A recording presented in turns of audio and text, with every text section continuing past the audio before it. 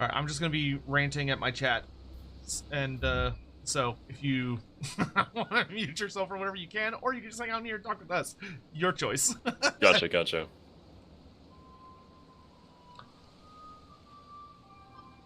Hello, Drew. Your super chat didn't get answered. Oh no. Well, what was your super chat, Drew? I can answer it now. You don't even have to do it. You've got my undivided attention. You've got my full attention, Drew. Oh, Hawk, any chance, do you know how to turn off the redeems on Twitch? Because I'm not going to be looking at those.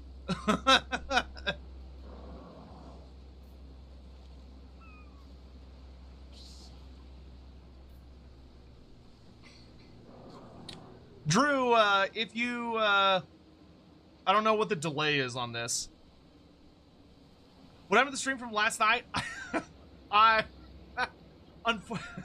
Unfortunately, I may have tapped a little too deeply into the geomantic web, and I went slow mode. Master till I tech. I realized the Great Warning was weak, and I astral projected myself, so my body was asleep. But I haven't seen it. Okay, like I haven't seen it yet. So later tonight, probably at like pretty much the same time, I'm gonna watch the VOD. I'm gonna watch the VOD later tonight. I haven't seen it. I have no idea what's in it. I've deliberately stayed off of everything, so I won't be able to like see the new minis or anything. So we'll do the show tonight. Alrighty. How you doing, good sir? I am Drew doing Safer. What was your okay. fucking And things are super moving chat from the other day? much better. My chat is Like raking this. me over the coals right now because of last night. The mist stream, yeah. I'm gonna rename my Saurus to be lore accurate. Lore accurate Saurus, what is that going to be? So instead of him just being some random guy called Melvaker, that's a terrible Lizardman name, I'm gonna change him to being Lodal the Deliverer, who in older editions was known as Lodal Bodal. Lodal Bodal, of course, the Lizardmen and the ridiculous names. Yeah, Lodal the Deliverer of the Ruby Sanctum. Oh, damn, that's actually kind of intense. Yeah, he was the only survivor at the Ruby Sanctum and killed so many Skaven that when Tehenhauin showed up with reinforcements, all they found was Lodal standing on top of a mound of rat corpses. And Tehenhauin was like, "You should be really one of my cool. lieutenants." And Lodal was like, "All right, cool." Alright, bet, yeah. I'll join you, man. That's awesome. Okay. Well, on my side, I have to go through my own battles, which Scion, unfortunately cannot we'll do it at the start of ready tonight's for stream. that. Like, we'll It's do it the same old, right at same the start old. of tonight's stream. And also, you and I can talk about it off stream as well. All right, time to kill some demons. Roger. So, for anyone watching, if you caught us last week, obviously we ran into some issues of trying to play Total War across the entire globe. But thanks to thanks to the genius professor here, between his scientific genius and my translations of sacred plaques, we stumbled upon some ancient Old One tech that allows the stream to run much better. Dang. I feel like Zotek over here is way more into like the VTuber lore than actual VTubers over here. We even have some RPing going on. To be fair, I think I've technically been doing this longer than they've existed as a concept, with very few exceptions. Dang. Oh yeah, dude. Yeah. We basically deciphered some ancient text, and apparently it said use VPN. We had to run it through some translation programs to figure out what a VPN was, but for whatever reason, it works out so much better. Hopefully. Yeah. So like it's It's not perfect by any means, just because of the nature of Total War and the fact that CA are jerks and won't give us dedicated servers. CA, dedicated server, please! But I cry. It is playable, so that's good.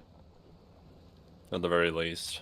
Plus, well, it's not as much of an abomination as last time. And yeah, honestly, this is mostly a podcast. If you came here for like epic gameplay, definitely not here. No. I don't think the Lore Master of Sotek brand has ever been associated with gameplay. So a question from Queek, which I think we can both answer quite well, is what is your favorite Skaven clan? Ooh, when it comes to Skaven clans, I'll let you go first. For me, I've only ever played Ikit and Throt. I mean, they're both mad scientists, so I feel like it's kind of my duty to play them. Okay, so do you prefer body horror then, or mad scientist? Ooh. To be honest, between the two, I would have to say Ikit, just because I really like his evil laugh a lot. He does have a really good, It is a good evil laugh. Yeah, I've never found myself like voicing a character as much as I did when I was like playing Ikit's campaign. I think for me, it's Clan Pestilence. I love the disease clan. Lord Skrull and all the diseases and stuff. Plus, they're so fanatical. There's something so fun about an entire cult of like super hardcore religious rats that just tickles me. I don't know how else to describe it. I mean, I can see that. I would say that I would never be able to, with a good conscience, like, say that Clan Pestilence is ever my favorite, just because my first experience ever of playing Total War was with Gorok, and Clan Pestilence was the most annoying little shit ever. Like, I hated their guts, and I wanted them dead, and they would never die. 43 They just kept on running. Praise the Lore Master. Praise the Great Plan. Praise to take. Hog, thank you Yes, for yes. 43 months. Dude, that's almost too much time. Target to you, That's a nightmarish amount of time. my big boy. Ugh. These doggos ain't. Don't go for my lord, please. It's okay, Oxyotl's got his old man beat stick. He can handle him. Oh, yeah. We need to get the... Oh, what is his legendary weapon? Something Patui? Oh yeah, the golden blowpipe of Patui. Yeah. Games Workshop tried really hard with that one. I mean, yeah, we didn't even talk about the Oxyotl lore last time at all. We were just kind of going into a lot of other stuff. Yikes. Run towards the big dinosaur. That's what I do be doing.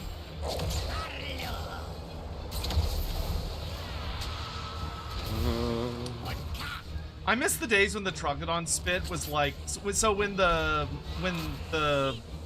whatever DLC this was, the Hunter and the Beast DLC first came out, the Troglodon was super busted because the way they designed it was that when the Troglodon would shoot, the little skink on his back, the skink oracle, would also shoot out an attack from his little staff. So he was double shooting. Oh. So he did twice as much damage as he does now because he would shoot 2 times every volley. It was... Uh-huh. Oh yeah, sorry. Silence of the Fury. Thank you. It was so busted. Like, the damage was so ridiculous. And they fixed it, and I've been sad ever since. Well, for the sake of balance, even though that word can't really be applied to Total War as a whole, to be honest. They try. That I learned very quickly. They try. I do feel like the multiplayer is a lot more balanced, however. It is. Well, it's, when it's, it comes to campaign. It's the whole like concept of like asymmetric balance, right? Where it's like nothing's technically even, but when you look at it from like a really zoomed out perspective, it all kind of evens out. And that it's like, oh, also, dwarves don't have cavalry, but they do have access to like XYZ or whatever. Yeah. My chat sent super chat wanting to know who is Sotek's Warhammer waifu. if I'm allowed to cheat, I always go with the twins, Nyastra and Arahan. Twins? Oh, the elf twins? Yeah, the Sisters of Twilight. Because I mean, you gotta. Interesting. That being said, for those curious, I prefer Nyastra more than Arahan because Arahan is batshit crazy, and is kind of like terrifying. Whereas Nyastra is like an absolute sweetheart.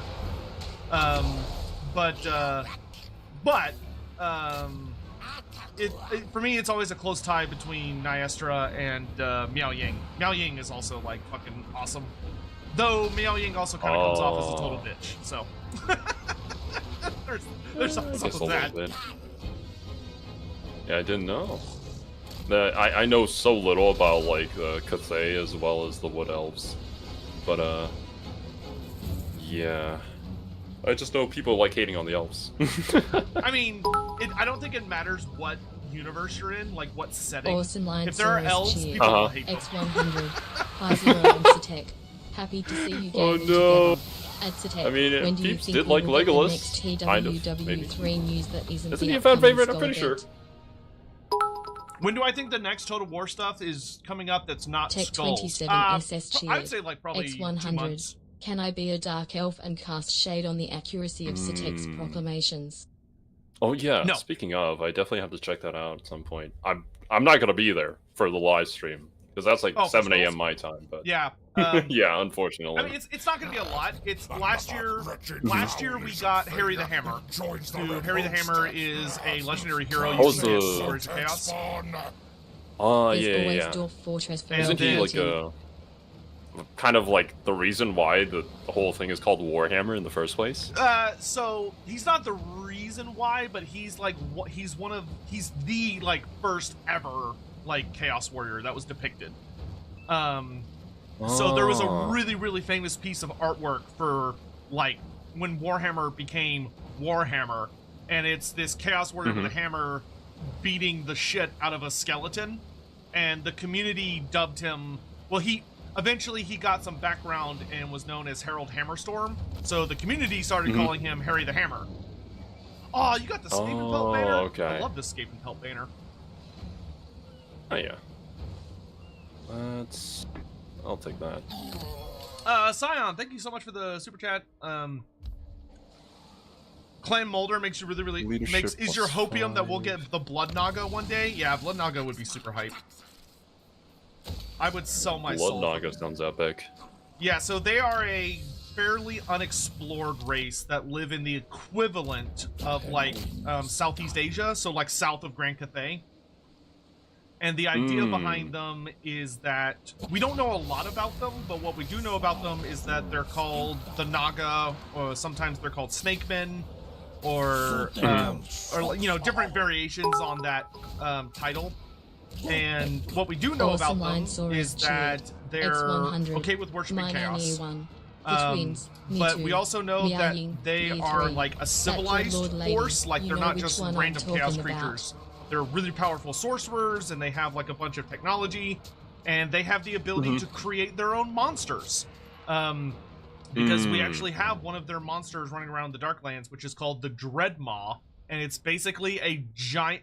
Imagine like take like a snake and combine it with like the Mongolian death worm, and then make it way bigger, and that's a Dreadmaw. Oh. Actually, yeah. I think you sent me an image on Discord last time we streamed. Yeah, about the Deathmaw. Yeah, okay. Yeah, cool. I mean, it's southeast of Cathay, so it should be in the game at some point, maybe. Who knows? God, I hope so. Wurzag's Morky Mischief says, "Don't tell Xero that I'm here." Okay. Wurzag, get out of Sotek's chat. Stop it. That man's a wanderer. I was just following orders. Also, the game doctor says you should ask Sotek about Nagash, especially if you don't already know. What should I not know about Nagash? I think I know some lore about the man. I was gonna say that depends. How much do you know about Nagash? He's very petty, from what I know, and the man has always taken L's. That's also fair. I'm trying to think of like the fast, like the relatively. What's the best way to describe him? So I think in AOS, man's become like a god of death, right? Yeah, well, so kind of. And I actually really like his AOS lore because he claims he's the god of death, but he's actually, and he is, but not in the way that the other gods are gods. Because there were a whole bunch of death gods. Because in Age of Sigmar, the concept in the realm of death, because each of the winds of magic has like its own realm. The idea behind the realms, the realm of Shaiish or the realm of death in particular, is that it has a whole bunch of it's instead of being like one unified realm.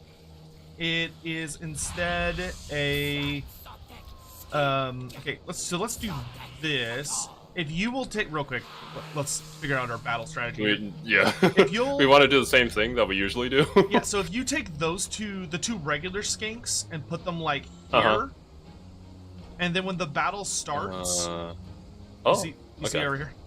Yeah.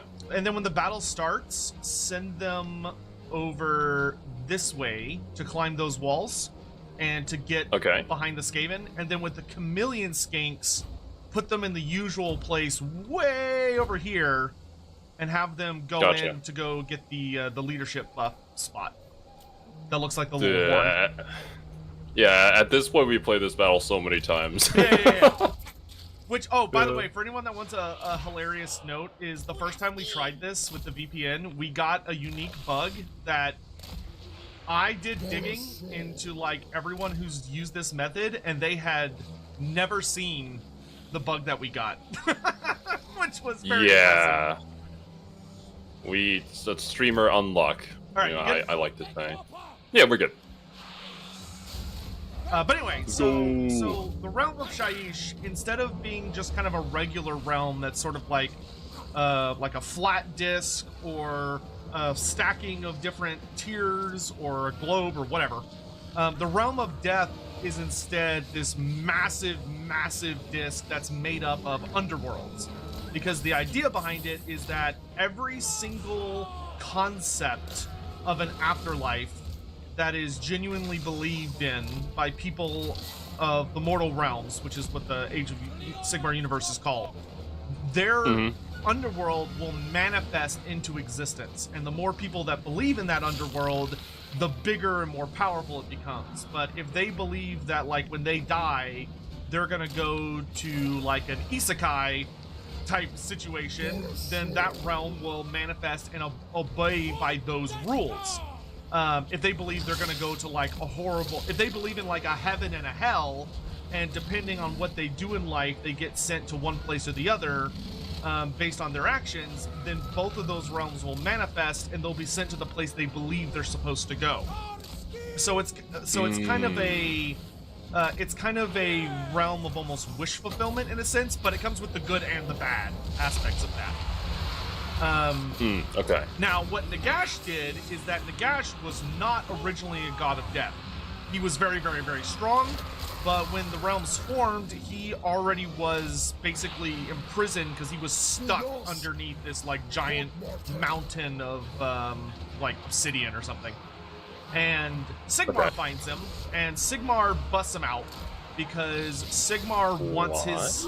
It's a very long story, but Sigmar basically sees the potential in having Nagash as an ally as opposed to an enemy, and that the realms of death were kind of a mess, and while there were all these great underworlds, some of the underworlds were very aggressive, and were moving out to conquer their neighboring underworlds because they had borders. And Sigmar wanted to have influence and control on certain aspects of the realm of death, but the death gods did not like him, and there were also certain places he couldn't get to, and yada yada yada. So he ends up freeing Nagash. He thinks about it for a while. He doesn't just do it immediately. He has, like, a long consideration on it. But eventually he comes to the decision that he should free Nagash, so he does. And when Nagash breaks out, Nagash is like, all right, you know, meeting your mortal enemy for the first time in, like, a while. But, yeah, I can imagine how he'd be feeling like. And Sigmar and him kind of have a bit of a chat, and Nagash goes, all right, tell you what, since you let me out, I will help you out, and we'll clean slate, we'll start over. And Sigmar's like, okay, cool, that's what I was hoping for. So after that, Nagash ends up helping Sigmar to take down a lot of these like horrifying big bad monsters that were dominant in the underworlds and stuff. And then Nagash starts doing Nagash stuff, which is to say that the problem with Nagash is that he looks around at the realm of death and sees like all these other death gods, all this really messy stuff, and he's like, I hate this. Because Nagash just hates anything that isn't him, essentially. He hates free will, he hates concepts of like individuality, because he just finds it noisy and it gets in the way of things he wants to do and yada yada yada. So Nagash goes around and starts killing and devouring all of the death gods. So he basically invades an underworld, uses his necromancy to start taking control and shaping that underworld to his will, and he tracks down that underworld's god, kills them, and eats them to make himself more powerful. And he does that hundreds of times, and he basically takes over the realm of death by force, with the exception being realms that were either particularly powerful or realms that were really, really, really good at hiding. For instance, Nagash can't actually get into the underworld of the Dwarden, or the dwarfs. He can't get in it because the defenses, A, it's very well hidden, and B, the defenses that are on it, he can't crack them. Because they were very cleverly designed to resist him in particular, so he just can't get in. Which makes him very upsetty spaghetti all the time. But that being said, in fantasy, Nagash was single-handedly responsible for creating all of the undead that we know in the old world. There are undead that are not necessarily in the old world that have nothing to do with Nagash, but like the Tomb Kings, the Vampire Counts, and the Vampire Coast are all a direct result of Nagash and his BS. Oh, okay. Gotcha. And he's known as the Great Necromancer because he's credited with inventing modern necromancy. Though if you get really technical about it, like, he did invent it, but like he didn't invent all of it. He just invented kind of like the version of it that we have. Because necromancy existed before Nagash, but it was very different back then. Like, different in what way? Because I know that for Cetra's people and stuff, they have some sort of like death magic, or Nagash was sent off to learn about death or something like that. Because of their culture, I believe. Nagash was in charge of what's called the Mortuary Cult. And the Mortuary Cult was that Cetra, I mean, Cetra was the worst, right? Cetra was terrible. Cetra believed he was a genuine god. And the fact that he was going to die because he was mortal made him really upset. So Cetra basically just founded a religion, and the whole point of the religion was to find a way to cheat death so that Cetra could be a god and could be immortal. Sounds about right for an Egyptian pharaoh, yeah? Oh yeah, he like completely co-opted all of the other religions and was like, no, the new religion is find a way to make me a golden, immortal, godlike body and bring me back. So that I can take over everything. And so, the Mortuary Cult spent many hundreds of years trying to discover the secrets of immortality, and to their credit, they did figure it out. The problem was that they figured out the crap version of immortality, so they figured out how to make it where you... So, immortality, but not eternal youth. So you still so you were like an undead, basically. Yeah. So like the Lich Priests of the Tomb Kings, like Grand Hierophant Kotep and all of their wizard characters, they're not actually undead. They're still alive. It's just that they are immortal, but they do not have immortal youth. Or eternal youth. Okay. Oh, the game okay, well that... Okay, I will turn that down. Kind of sucks, yeah. Yeah, so when Cetra came... Or when Nagash was around, Nagash looked at everything Cetra was doing and said, okay, cool, how about no? And I'm going to make myself the, like, immortal god of this world instead of doing whatever the hell Cetra wants. Okay. And, well, that is kind of Cetra's fault then. Oh yeah, absolutely. At that point. Well, Nagash is a direct descendant of Cetra. Like, it goes all the way up, you know? Yeah, he was definitely fulfilling the family motto. But yeah, Nagash basically took a bunch of different forms of magic and bastardized them all together to create a new form that was significantly more powerful, which is modern day necromancy, also known kind of often as the lore of undeath, which the crappier version of that is the lore of vampires, which is what, like, the vampire counts use. Because their lore is not Nagash's perfected lore. It's instead, like, thousands of years of a bunch of different necromancers scrapping together what little bits of Nagash's knowledge they can find, and then adding their own little bits and pieces to it, and being like, look, necromancy, even though... So, like, imagine if you had a perfect recipe for creating cakes, and then you died, and someone found your cakes, but they only found, like, a single sentence or a couple of sentences from your recipe, and they're like, all right, I'm gonna make this cake, but all they have are like 3 sentences, so they have to figure out all of the ingredients and the cook times and all of that other stuff through, like, trial and error and scouring the world for the rest of your recipe. And that's basically what necromancers and vampires are up to a lot of the time. Oh, okay. I suppose that does make sense. I mean, in a way, it's kind of like how the Lizardmen are interpreting the Old One's plan as well, yeah? Oh, it's not like a perfect interpretation. Oh, sometimes it's just kind of making stuff up a little bit. What they're doing. Like, God bless them. I love the Lizardmen so much. But they're trying so hard. I think me and Andy did when we did the Lorebeards episode, I think on Tehenhauin, we had a chat about that, and I think what Andy said was that we agreed on was something along the lines of what the Lizardmen are trying to do is, like, imagine if you were in charge of, like, a nuclear fusion facility to like make energy for your country and, like, the world and stuff, so that everyone can survive and eat and everything. And then, like, imagine if all of the adults who ran the entire facility just vanished instantly and left behind some instruction manuals that were written from a very scientific perspective. So, like, you know, using really high terms that you have to be super educated for and everything to really understand. And then you have nothing left but children, none of whom ever saw any of the adults, trying to figure out how to fix it. The Lizardmen are just kids who don't know what they're doing. That's so sad. There's a good reason they're kind of like official in-universe title is the Children of the Old Ones. It's literally what they are. No. Oh man. Well, I guess this is what happens when you give children too much strength and power and dinosaurs. When the children are the dinosaurs? Yeah. Yeah. Listen, it's not their fault. The old one should have thought that through. I mean, I feel like the old one should have known everything. They kind of created it, didn't they?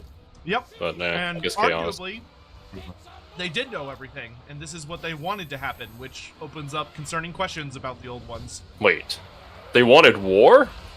So, it's according to some newer lore we got with the Return of Warhammer Fantasy. The lore states that the old ones knew the end times was going to happen, and so they were basically trying to make the version of the end times they wanted to happen. Which opens up a lot of really concerning questions about the old ones. But if you view it from the lens of the old ones' ultimate goal is to kill the Chaos Gods and to destroy chaos, then it could very well be that this is the only way. Like, all of these things have to happen. And granted, like, the old ones don't know all the specifics, and prophecy in Warhammer is actually, like, I love prophecy in Warhammer because it's really well documented how it works. And the gimmick is that it doesn't.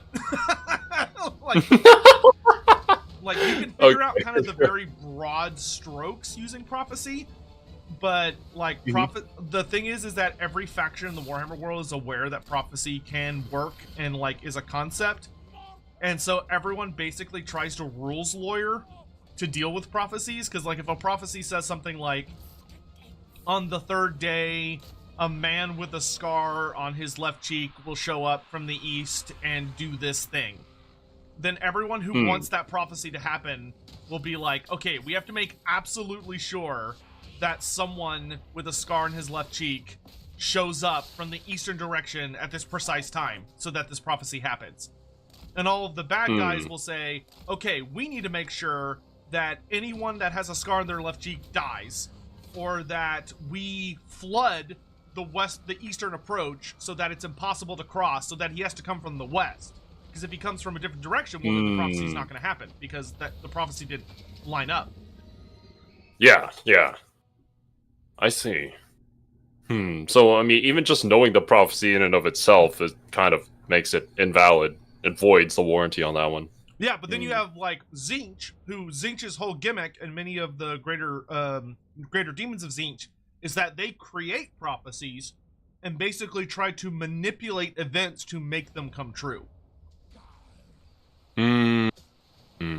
Oh, okay, so that's how Tzeentch's power works. I never looked at it like that.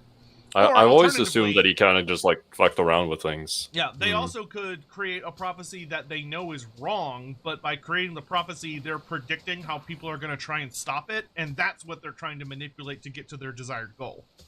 So, like, there's a whole game of, like, 5D chess going on the entire time. Of course, 5D, 10-dimensional chess. Absolutely. At all times. Yep. In every universe. Gotcha. Right. The game doctor asks, remember to blame Malakith and his dummy mommy Morathi for Nagash? Well, how are they connected to Nagash? The Dark Elves? So, the Dark Elves were the ones that...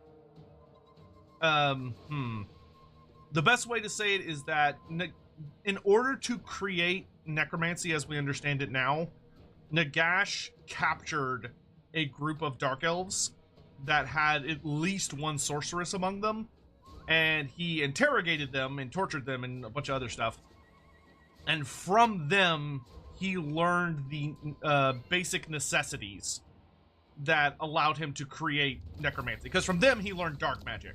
Oh, wait a minute. I think I even saw that in, like, one of the trailers, too, for Warhammer, where they had a DLC where there was, like, the Cetra and the Tomb Kings coming out, and there was, like, Dark Elves raiding their tombs. Oh, well, that was were they just kind of there? That was just Dark Elves being greedy little shits.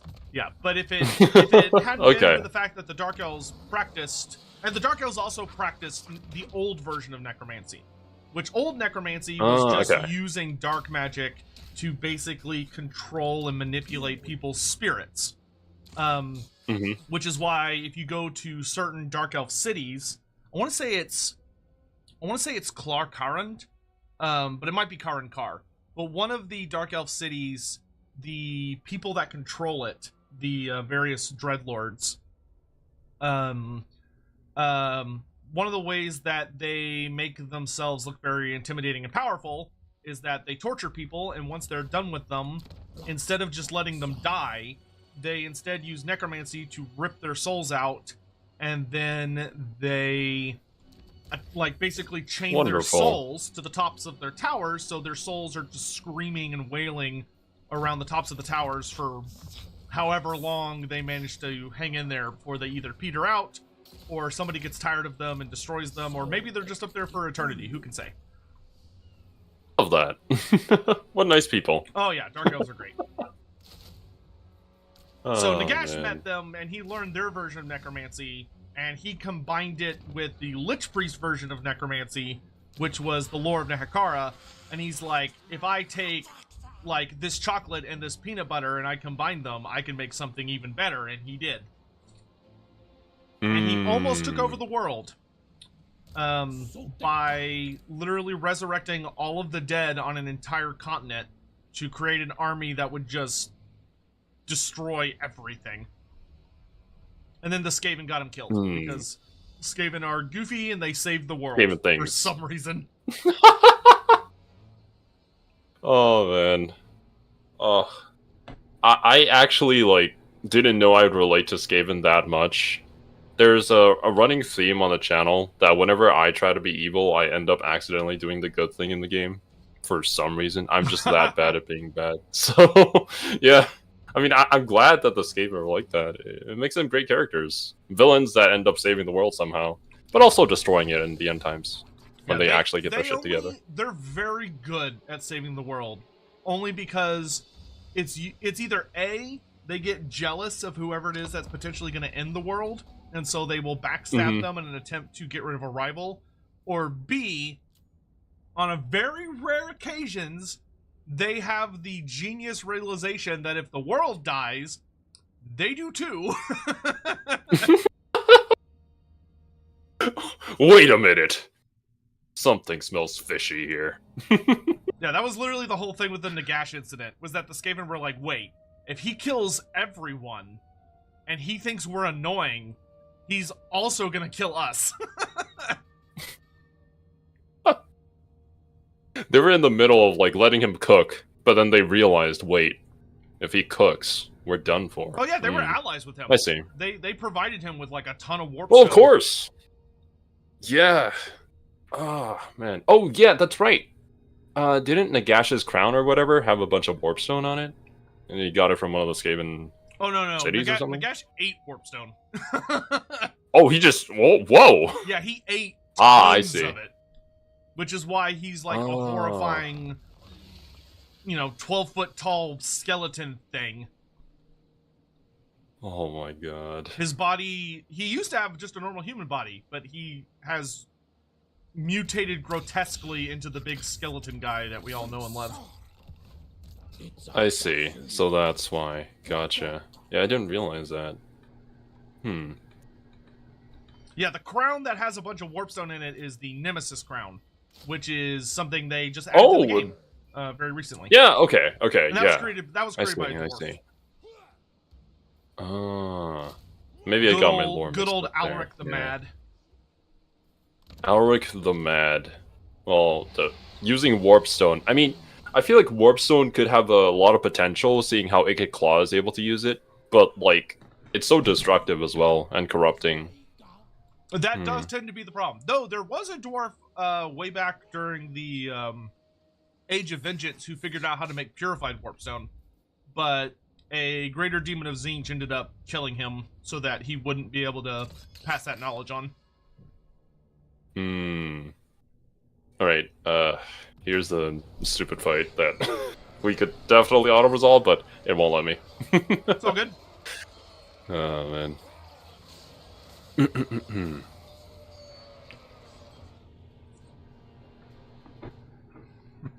Also, when you talk about the refined warpstone created during what was that age? Because there's a lot of history. Yeah, so the that happened War of before Vengeance, like current times, or the War of the Beard. That was the war between the dwarves and the elves. between. Okay. So they I think the whole gist there was some sort of misunderstanding, right, going on. Well, that's one way to put it. So the TLDR was that the dwarves and the elves were relatively good allies. Like the initial bromance between Malakith before he became the Witch King, Malakith and Snorri Whitebeard, who was the first High King of the dwarfs, their bromance was like legendary. Really? Like, Snorri was almost more like an adoptive dad to Malakith. And the two of them were like extremely close. And many years later, after Malakith went through the whole sundering thing and his body got all burnt up and he got put into his suit and everything, the Malakith was cooking up a way to attack the Ulthuan and to successfully take it for himself. And the idea that he came up with is that he could manipulate the dwarfs because of how well he understood them, and he knew that the Phoenix King at the time, who was Kalidor II, was an absolute just idiot. Kalidor II was the worst Phoenix King that ever lived. Dang. He was a very, very skilled fighter, but everybody in retrospect hates him. Like, he was terrible. He was super duper arrogant. he was only Phoenix King because of nepotism. His father, Calidor the First, was an awesome Phoenix King. He was the Phoenix King that defeated Malakith for the first time. And everybody was so scared about all the stuff going on with Malakith, and had loved Calidor the First so much that they basically came to the decision of, well, his dad was a really good king, so he should also be a really good king, right? King.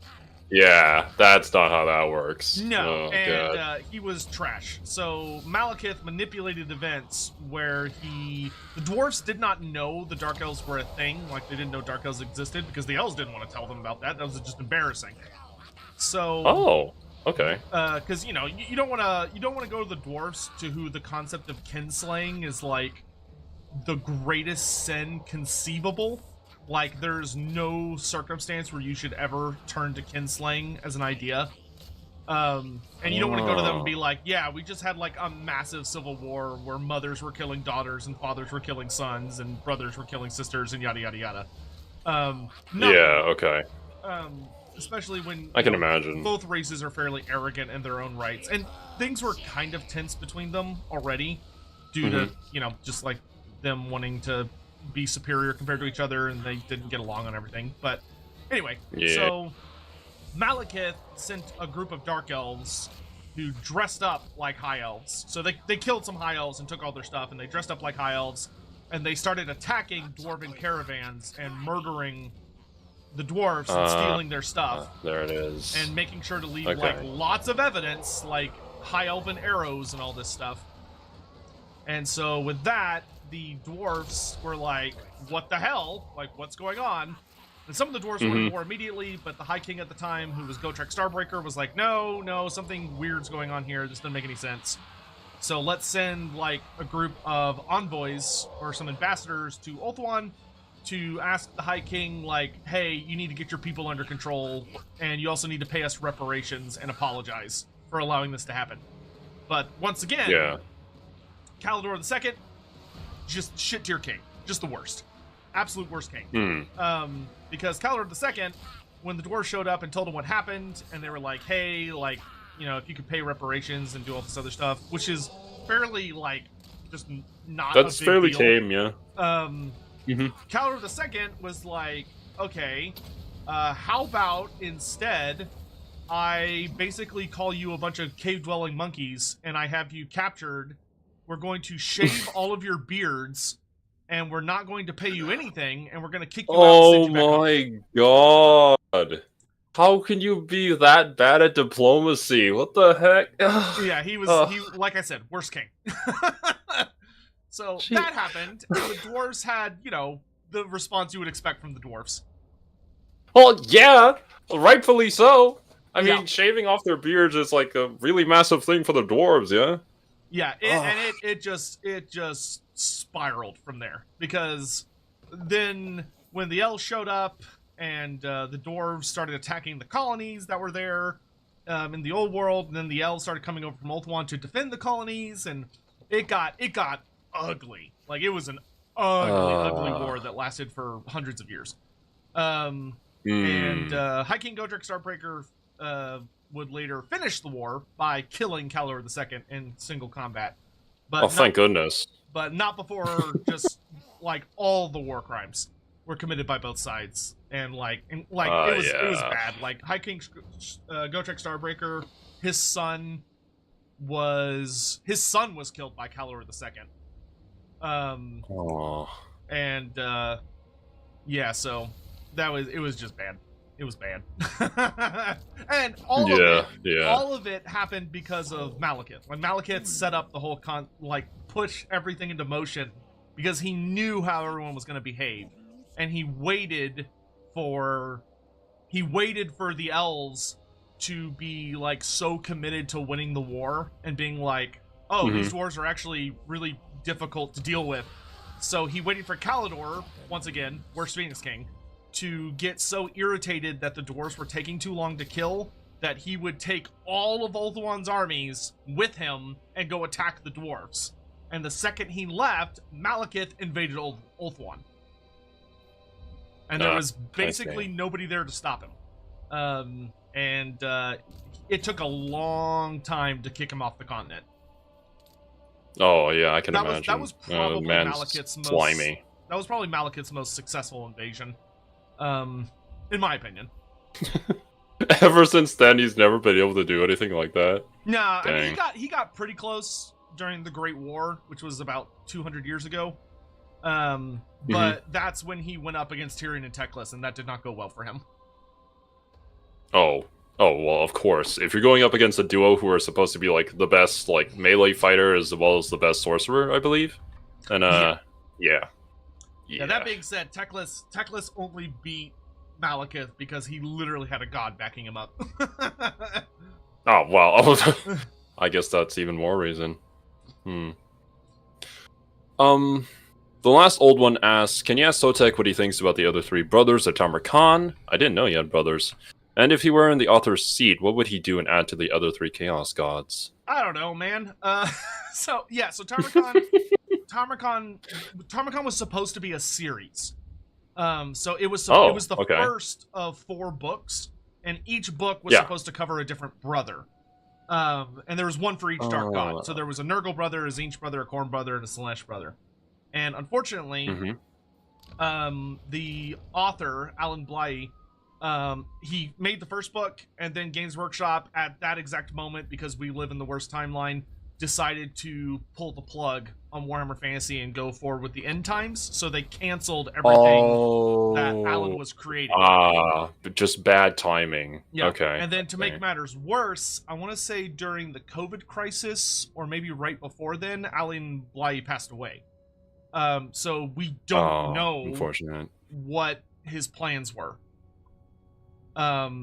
At least not publicly. There are probably a good number of private individuals that know what his plans were, and I have spoken to some individuals who are, we could safely call them GW insiders, who are well aware of that games, according to them, which take it with a grain of salt, but according to them, GW does have, like, essentially a lot of the rough sketches and ideas for the entirety of the Tamurkhan series, or the Throne of Chaos series is a more accurate description, tucked away in, like, somewhere within their offices on a PC or a drive somewhere. But I doubt Games Workshop would ever release them publicly, because I just can't, because all that would do is get people to be like, do it! Games Workshop is going to be like, no! It's going to cost money. Yeah, I can imagine. But that being said, it is very, very highly believed. If you go to Google and you look up, I think it's Vorgarath the Scarred, or you could just Google Khorne Chaos Dragon, it's a giant mini. Tamurkhan is a giant mini himself. Like, Tamurkhan is absolutely massive. And there was a Khorne mini, which is this really heavily mutated Khorne dude who's on top of a giant fucking Khornite Chaos Dragon. And it's highly believed that he was Tamurkhan's brother, and that was the next book in the series. Because Vorgarath the Scarred was one of several miniatures made by Forge World, who were publishing the series, that just kind of got randomly released kind of around and just after the end times, because they had already made the model and the sculpt and everything, so they wanted to try and get some of their returns on it. So they went ahead and released it, and were like, all right, here you go. If you want to get it, cool. But unfortunately, that's all we really got to see from that particular incident. But I do believe that is Tamurkhan's Khornate brother, as much as I find it a little disappointing, because the Chaos Dragon, it's a very pretty model. It's gorgeous to look at, but I was hoping that the Khornate monster would, for the brother, would be a little more interesting than just a dragon. Because it's like, we already have tons of dragons. You know, like, Tamurkhan's mount is so cool, the Toad Dragon, which isn't really a dragon. It's just called that. But, you know, it's like, oh, it's a giant frog monster. Like, that's cool. Yeah. Like, for Khorne, like, I would have loved to see if his giant monster mount had been, like, a giant scorpion. Or a giant, like Hound or something like that instead of just kind of a dragon. So we've got so many damn dragons. Like I think a scorpion would have probably been the most interesting thing.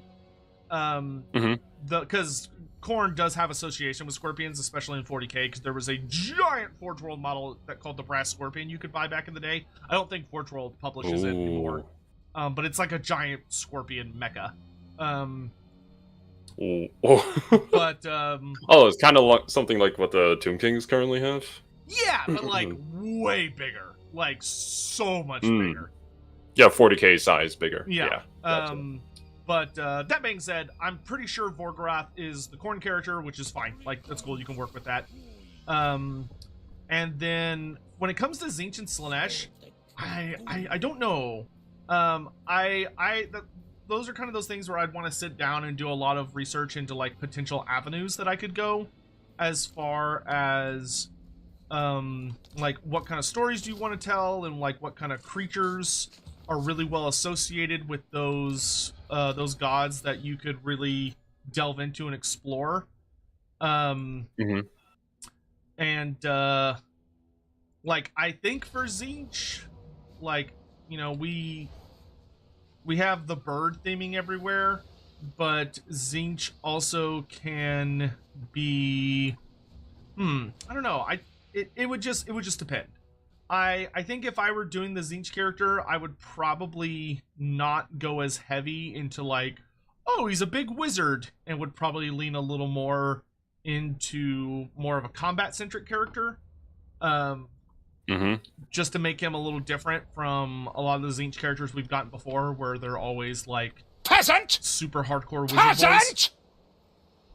Yeah, add a little variety to the different chaos gods and stuff like that. Yeah, I think that would be a good thing. Also, like, when did they make the shift to Tzeentch being more like a bird thing? Or has that always just been his depiction?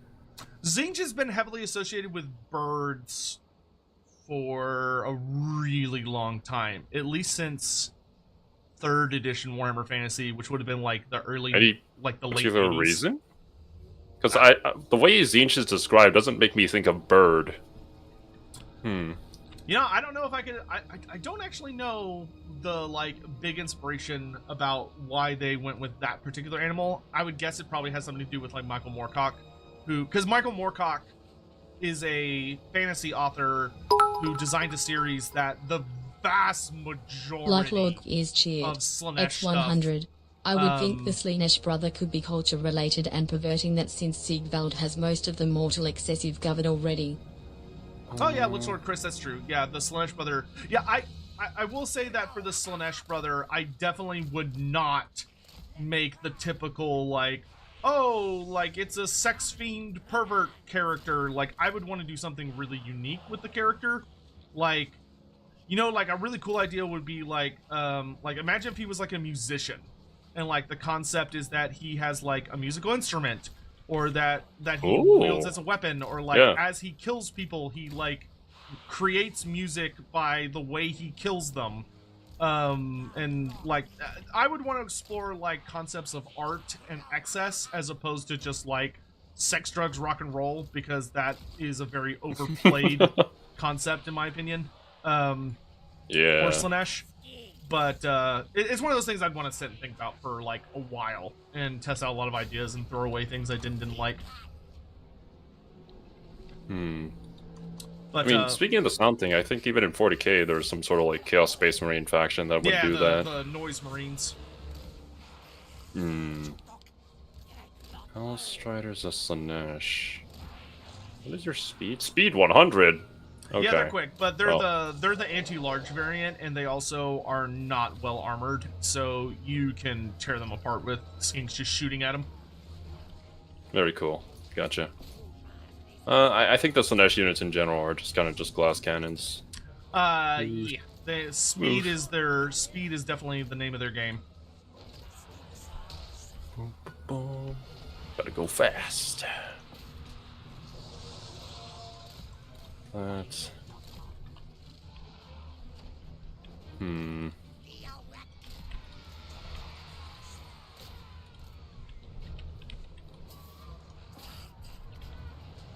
Okay. Voted Marauders of Slaanesh. Oh yeah, they break super easily. Okay, yeah, never mind. I was worried for nothing. It's been a while since I fought in Slaanesh.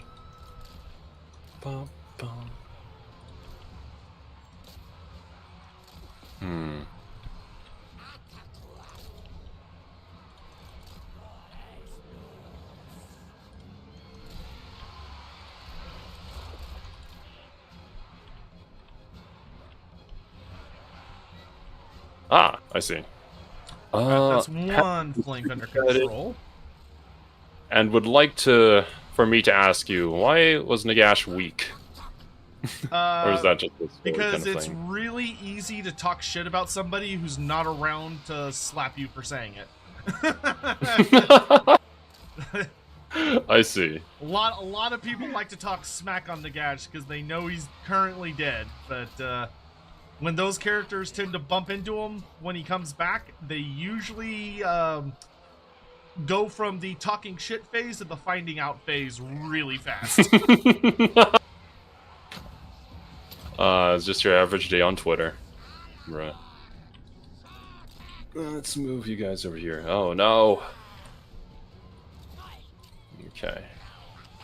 Well, I mean, we do have these 3 guys over on the side here, which is likely the reason why this flank was just absolutely destroyed. We just got this last little core of demonettes, and I think we're good. Yeah. I got pretty lucky on the Oxyotl missions this time. All 4 of them are easy, so... Oh, that's good. No random, like, Nurgle warp grind... No, not warp grinders. Soul grinders. Yeah. Just a full stack of them. Jesus, when I ran into that, I was like, what? What is that? What is the RNG? Ugh.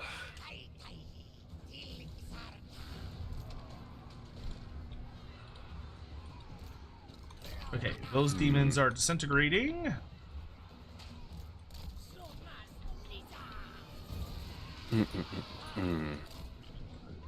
Have someone go deal with the Herald. The game doctor wants to know why Manfred is the worst.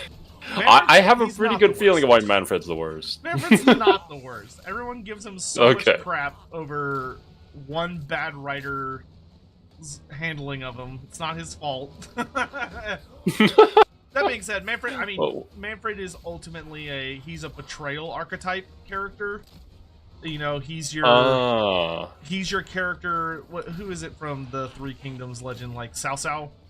You know, the concept of the character that's like, I would rather backstab everybody in the universe before they get a chance to backstab me once. Manfred is a character who essentially is often 3 steps ahead of everybody else.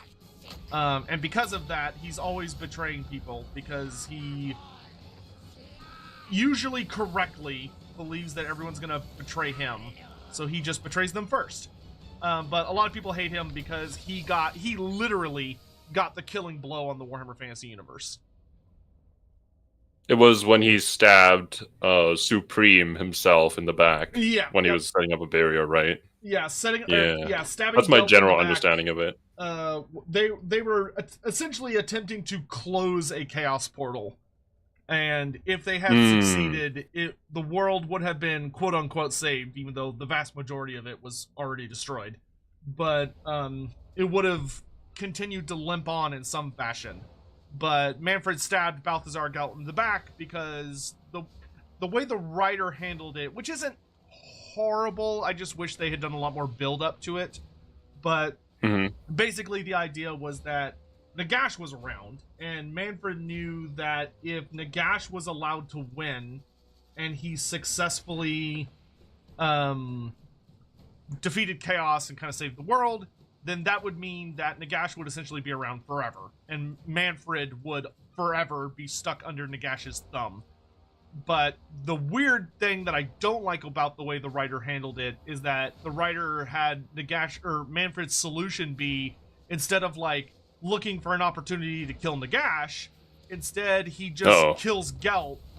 And it's like, oh, can you hear me?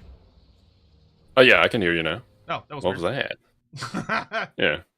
Anyway, the long story short is that Manfred didn't want to be trapped under Nagash for forever, so he kills Gelt to destroy the world. Because if everybody dies, then he doesn't have to be under Nagash.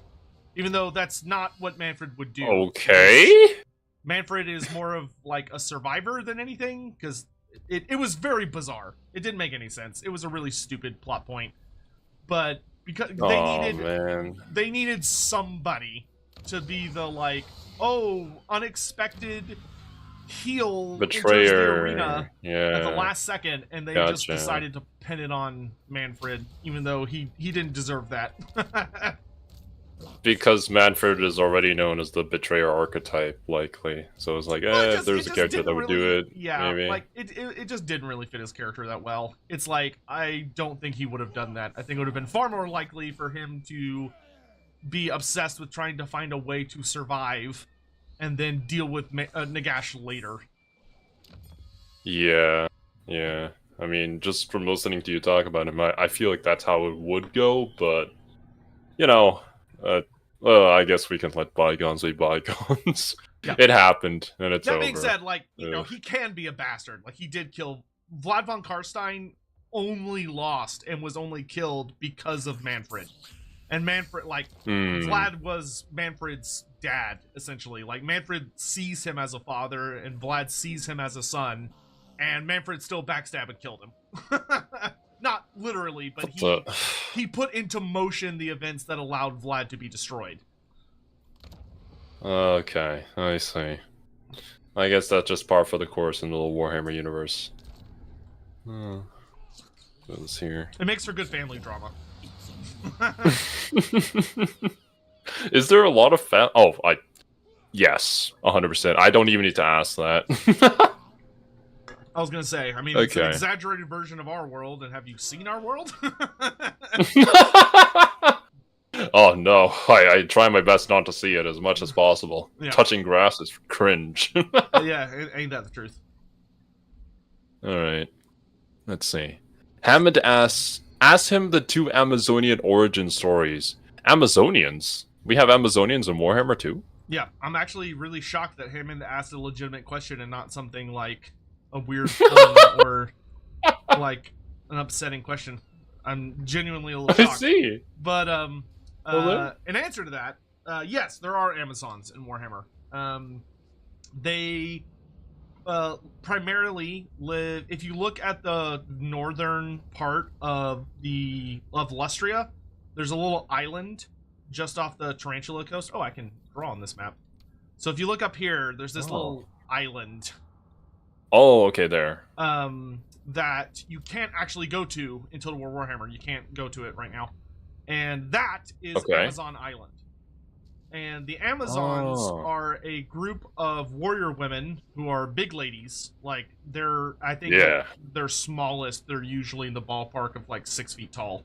But they're like 6 foot to 6'6", I think, on average. So they're big ladies, and they're like super muscular. Oh, perfect. And all this stuff. Oh yeah. And they live on that island that nobody is able to get to, and they also control a fair bit of territory right around that coastline, and also the Amazon River, which is kind of an alternate way of saying the Amazon River, because it's based on the Amazon River. Yeah. Because, you know, Games Workshop tries really hard with their names. But, so the river Amazon, which kind of doesn't make sense because it's named after the Amazons, but they're called Amazons, even though it's the river Amazon with an X, but whatever. So the Amazon River is copyrighted, okay? Yeah. So apparently, well, so they're there, and they're these really, really badass women, and a canonical thing about them that raises a lot of eyebrows is that they have access to Old One technology. So they have access to weapons that are basically super hardcore sci-fi weapons in a world which, you know, sort of the Lizardmen, right? You know, the Lizardmen have like little crystals that can shoot solar energy at you. Yeah. And, crystals that can like orbital heal lasers, them, and orbital bombardment laser and all this stuff. So the Amazons have something similar, except for instead of theirs being attached to like dinosaurs and stuff, it's usually smaller arms that they keep on themselves. And so the Amazons are purely women. They don't have any men at all whatsoever in their tribe. And Gotcha. there are two origin myths for where they come from, and which one's true and which one isn't kind of depends. It's likely both are true, but there's a little bit of there's some back and forth nuance. And the first origin myth is that is the simple one, which is that a long time ago, I think it was the year 888, if I remember right, there was a Norscan who made his way across the world. He sailed across the world, and he wound up in Lustria, and he's often credited as being the first human discoverer of Lustria. And his name was Lost Ericsson. And Lost Ericsson... Lost Ericsson? Yeah, I know, his name's Goofy. He showed up, and he was like, alright, this place is pretty cool, and it took us for fucking ever to get here. So instead of leaving, we're just gonna live here now. Like, we're gonna set up shop. This is our new home. And so he did. And he set up a place that is still there to this day, which is very impressive, actually, called Skeggi. And he named it Skeggi. Oh! Okay, it's the minor Norscan faction that you fight with Mazdamundi and Warhammer 2. Okay, gotcha. Yeah, so Skeggi was set up all those thousands of years ago by Lost Ericsson, and he named it after his daughter, his firstborn daughter, who was the first Norscan child born on Lustria, Skeggi. And after doing that, the Norscan set up, but there was a problem, which is that among all of the Norscan longships, because it was a very large group, it wasn't just a single longship, it was a fleet. They had a group of very, very, very powerful warrior women with them, because in Norska, nobody gives a shit if you're a man or a woman. You are expected to fight and kill and yada, yada, yada, in the name of the dark gods and all that other stuff.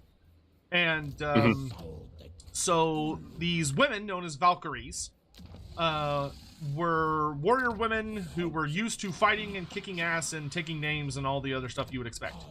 And the Norskins, some among them, basically turned to them and said, okay, well, we're setting up this new colony, and we're embracing living in this new world, which is very dangerous, and we all need to stick together and all this stuff. So how about y'all stop being super badass warrior women and become, like, wives and, like, home, housewives, raise children, do that kind of stuff. That way, we can, like, survive here. And they were like, how about you go fuck yourself? And a bit of a fight broke out, and the Valkyries, who were very strong in their own right, basically said, all right, screw this, we're leaving. We're not going to be, like, enslaved to your whims. We're going to go do our own thing. So they left. And they left from Skeggi, and they basically followed the coastline south until they arrived in Amazon Island. And what happened from there is a complete mystery. It's believed that they found something there. But probably some, like, old what technology. But the other myth, which is honestly the more accurate one, is that the Amazons have always been there. That the Amazons, while they look human, are not technically human. They're more like a human adjacent, kind of like halflings and ogres are human adjacent. And the Amazons were instead created by an old one by the name of Rig. And Rig is a really interesting old one, because the Lizardmen are the only, they're essentially the keepers of the vast majority of lore that we have when it comes to understanding the old ones. And the problem is the Lizardmen have a really hard time understanding what Rig is and what her job was, because the whole thing about Rig is that what notes we have say that Rig was the old one who was responsible for basically, as the old ones were, like, creating all these different species, and they were creating all this new life. They created elves and dwarves and humans and ogres and halflings and a bunch of other stuff. That Rig was essentially responsible for the female aspects of life. So making sure, and what exactly that entails is difficult. It's not explained very well, but it kind of seems to suggest that she was often responsible for making sure that the species were capable of reproduction, making sure that they could be sustainable, and that, you know, they could be self-sufficient in all sorts of different ways. And because of that, Rig is specifically noted as being an old one who herself is female, and also was in charge of or responsible for designing the concept of, or who knows, but was somehow heavily involved in the concepts of making the feminine aspects to all of the races we all know and love, and yada yada yada. And the problem with that is that the Lizardmen don't have a concept of sex or gender or anything like that. The Lizardmen are just Lizardmen. They are spawned from spawning pools. They do not have offspring. They do not mate. They don't have sex organs. They don't have a concept of male or female. They just are. So the Lizardmen look at this whole thing, which all of their sacred texts, that all the sacred plaques and stuff that refer to Rig, always refer to Rig in this feminine aspect. The Lizardmen look at that and they're like, I don't know what that means. Like, so the Lizardmen came to the decision. Actually, children know. Yeah, they're like, yeah, whatever. We don't know what this means, and it doesn't seem super important to what we're supposed to do with the Great Plan, so we're just going to ignore that. Okay. But Rig, according to some text, was for some reason created her own species, uniquely. She created her own form of life that was exclusively female. Now, whether she did this just as, like, she wanted to have, like, a little pastime. Ooh, Morgur, huh? This is a very bad battle. Well, we'll have to do our best. This is going to be very fun. Yes. He has a full 20 stack last I saw him. Okay. But it's like either... It's like, why she created the Amazons, we don't know. Like, whether it was because she wanted to just make her own species, or did she get kicked out from the other old ones and she, like, went to go do her own thing? You know, was she exiled? We have no idea. And so whatever happened. And because of that, the Amazons are an old one created species who have held on to a significant amount of knowledge. And to make things even more mysterious, somehow, some way, despite being an old one, Rig is believed to have had a daughter named Kalith.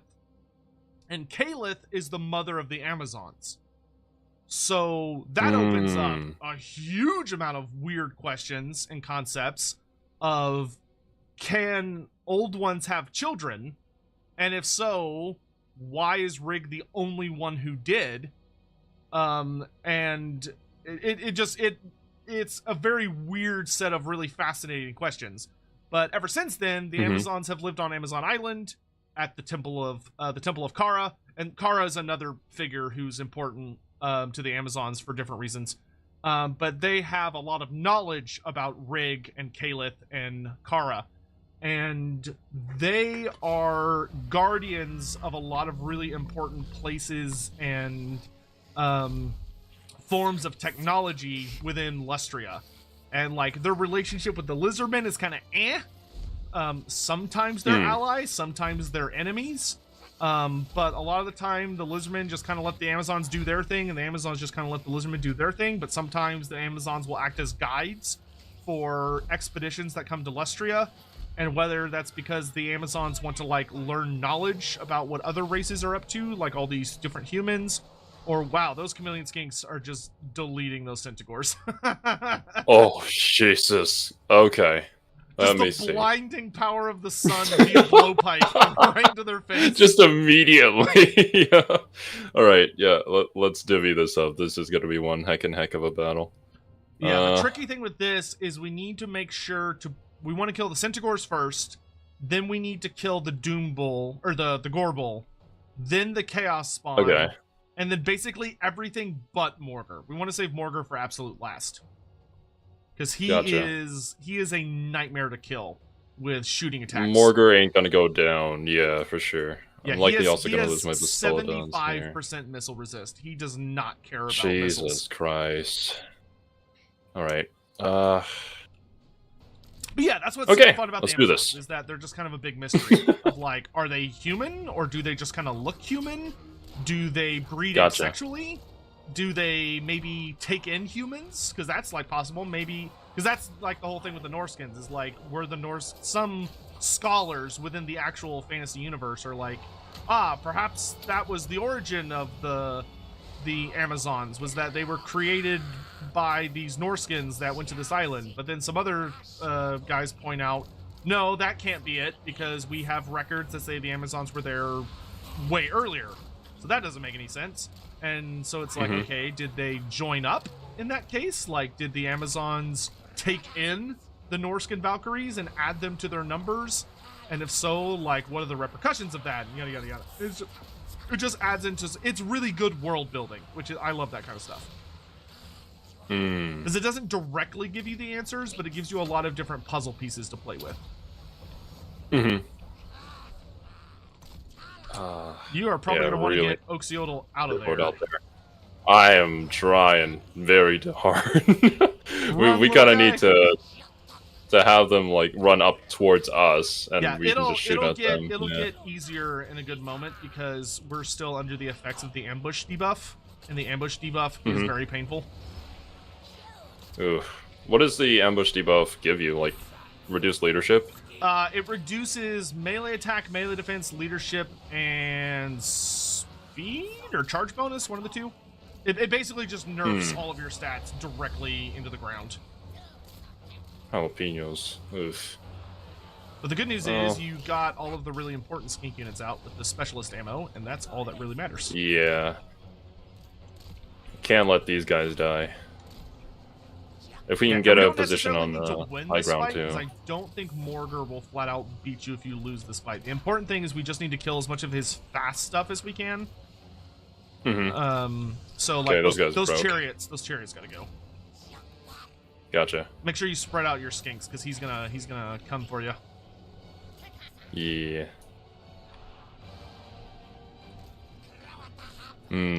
Shot says to run for the exit point. I can try.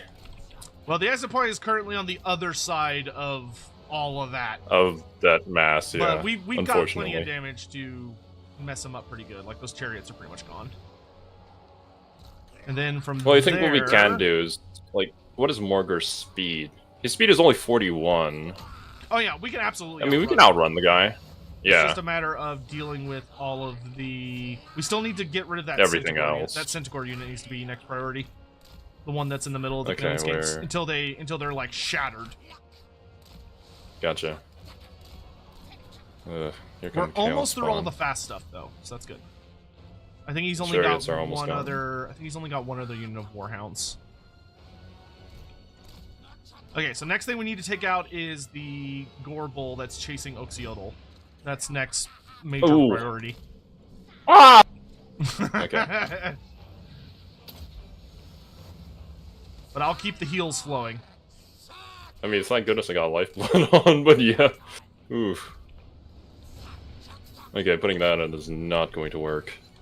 Yeah, run your... I would run the Chameleon Skinks off to this direction. That way we're getting away from the main horde. I'm going to make sure these Centaurs don't come back. Trying my best to get the high ground, as Obi-Wan taught me. It is a helpful thing. We got more. We got another unit of Chaos Warhounds chasing us. So the Warhounds need to go next. Warhounds are no bueno.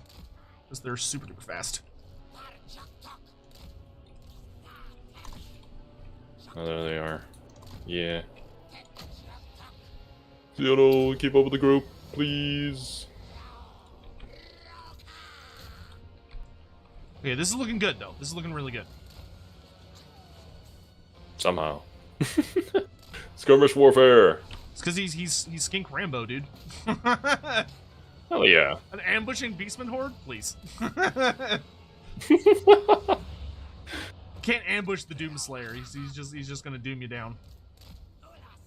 All right, that's good. So now you can essentially just make sure you're staying ahead of that Ungor herd, and you can just mow them down. Yeah. They seem to be streaming in 1 by 1 too, which is just making it a lot easier for our lives. Yeah, I should be able to kill the Gorbel here in just a sec. Gotcha. Yeah, Morgor is lagging far behind. Thank goodness he's so slow.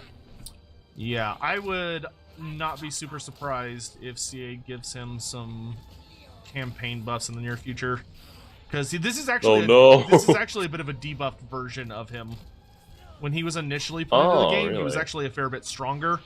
But because it was Warhammer 1, there wasn't a lot of what I guess people would refer to as power creep that we have nowadays. So Morgur's kind of a weird character where when he initially put into the game, he was much closer to his tabletop system. Because in tabletop, Morgur is fucking terrifying.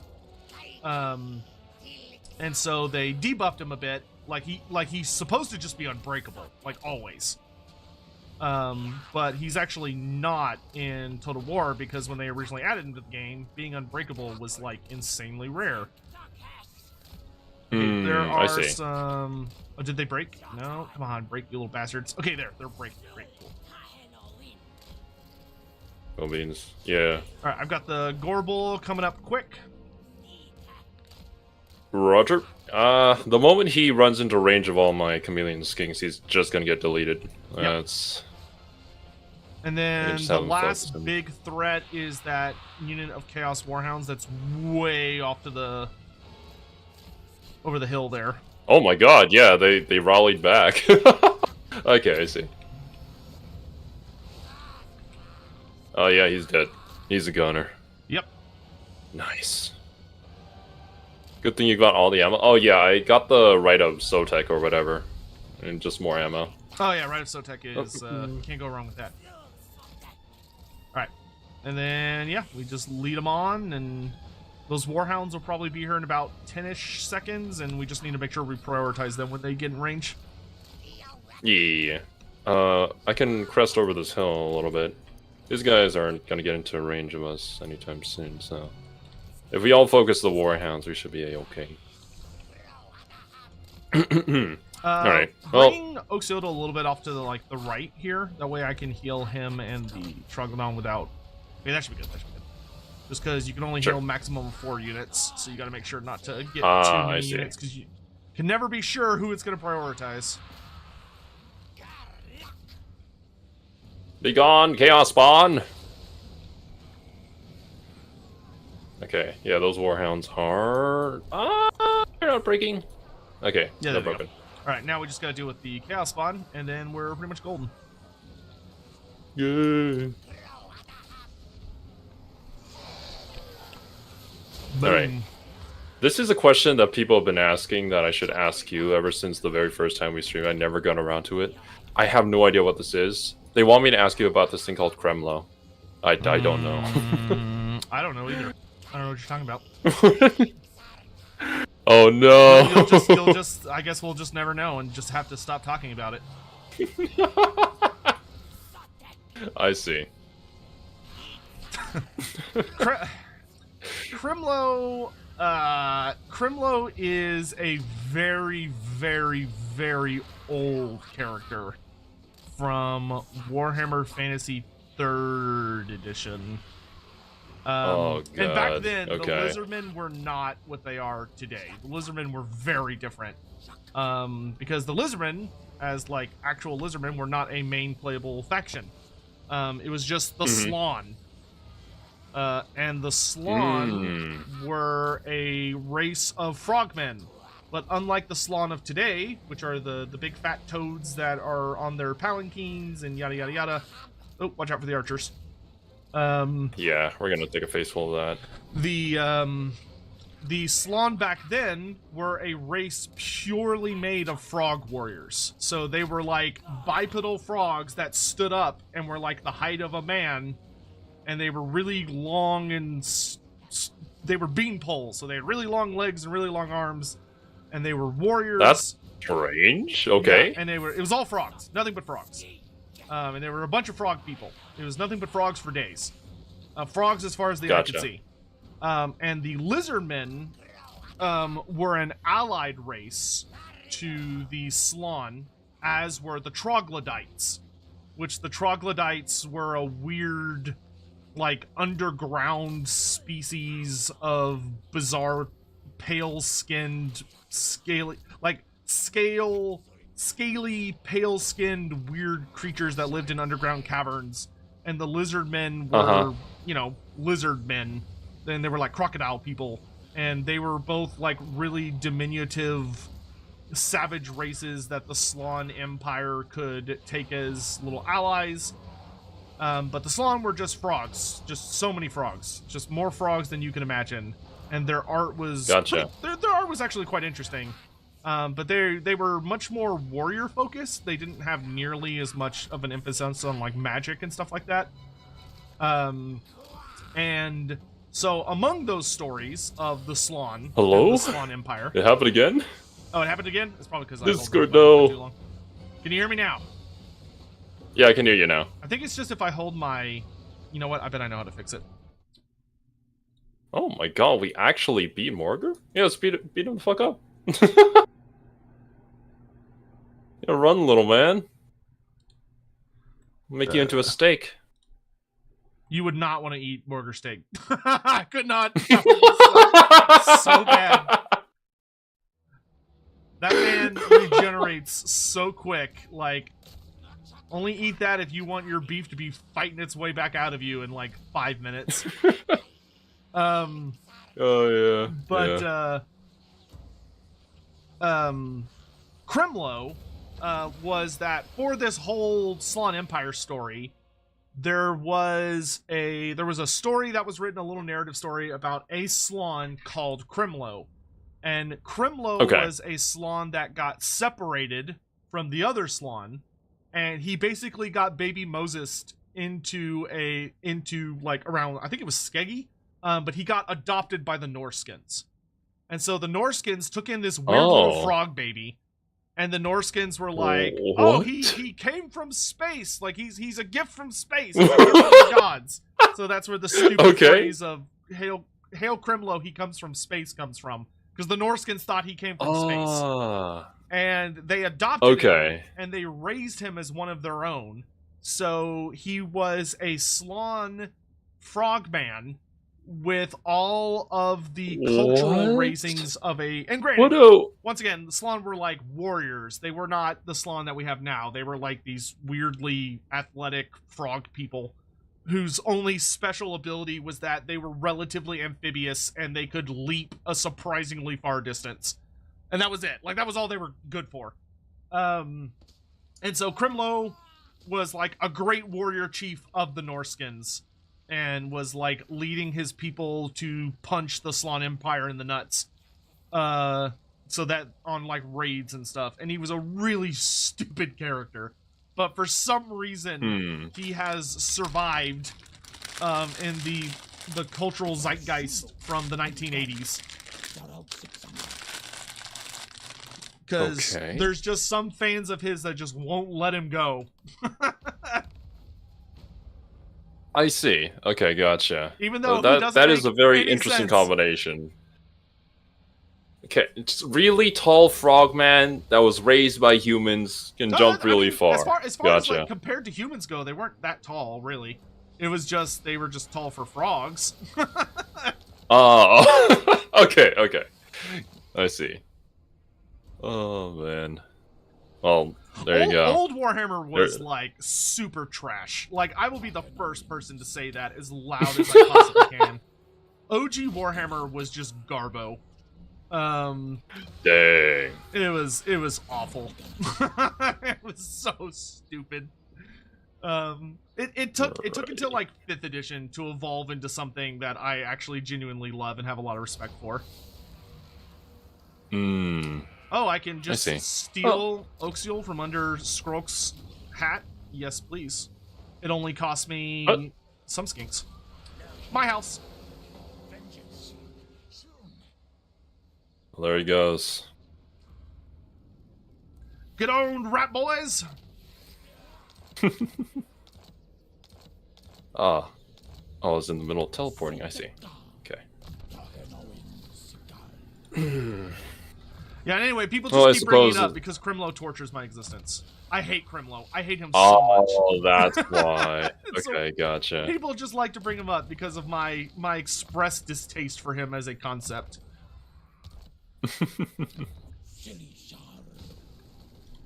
Alright.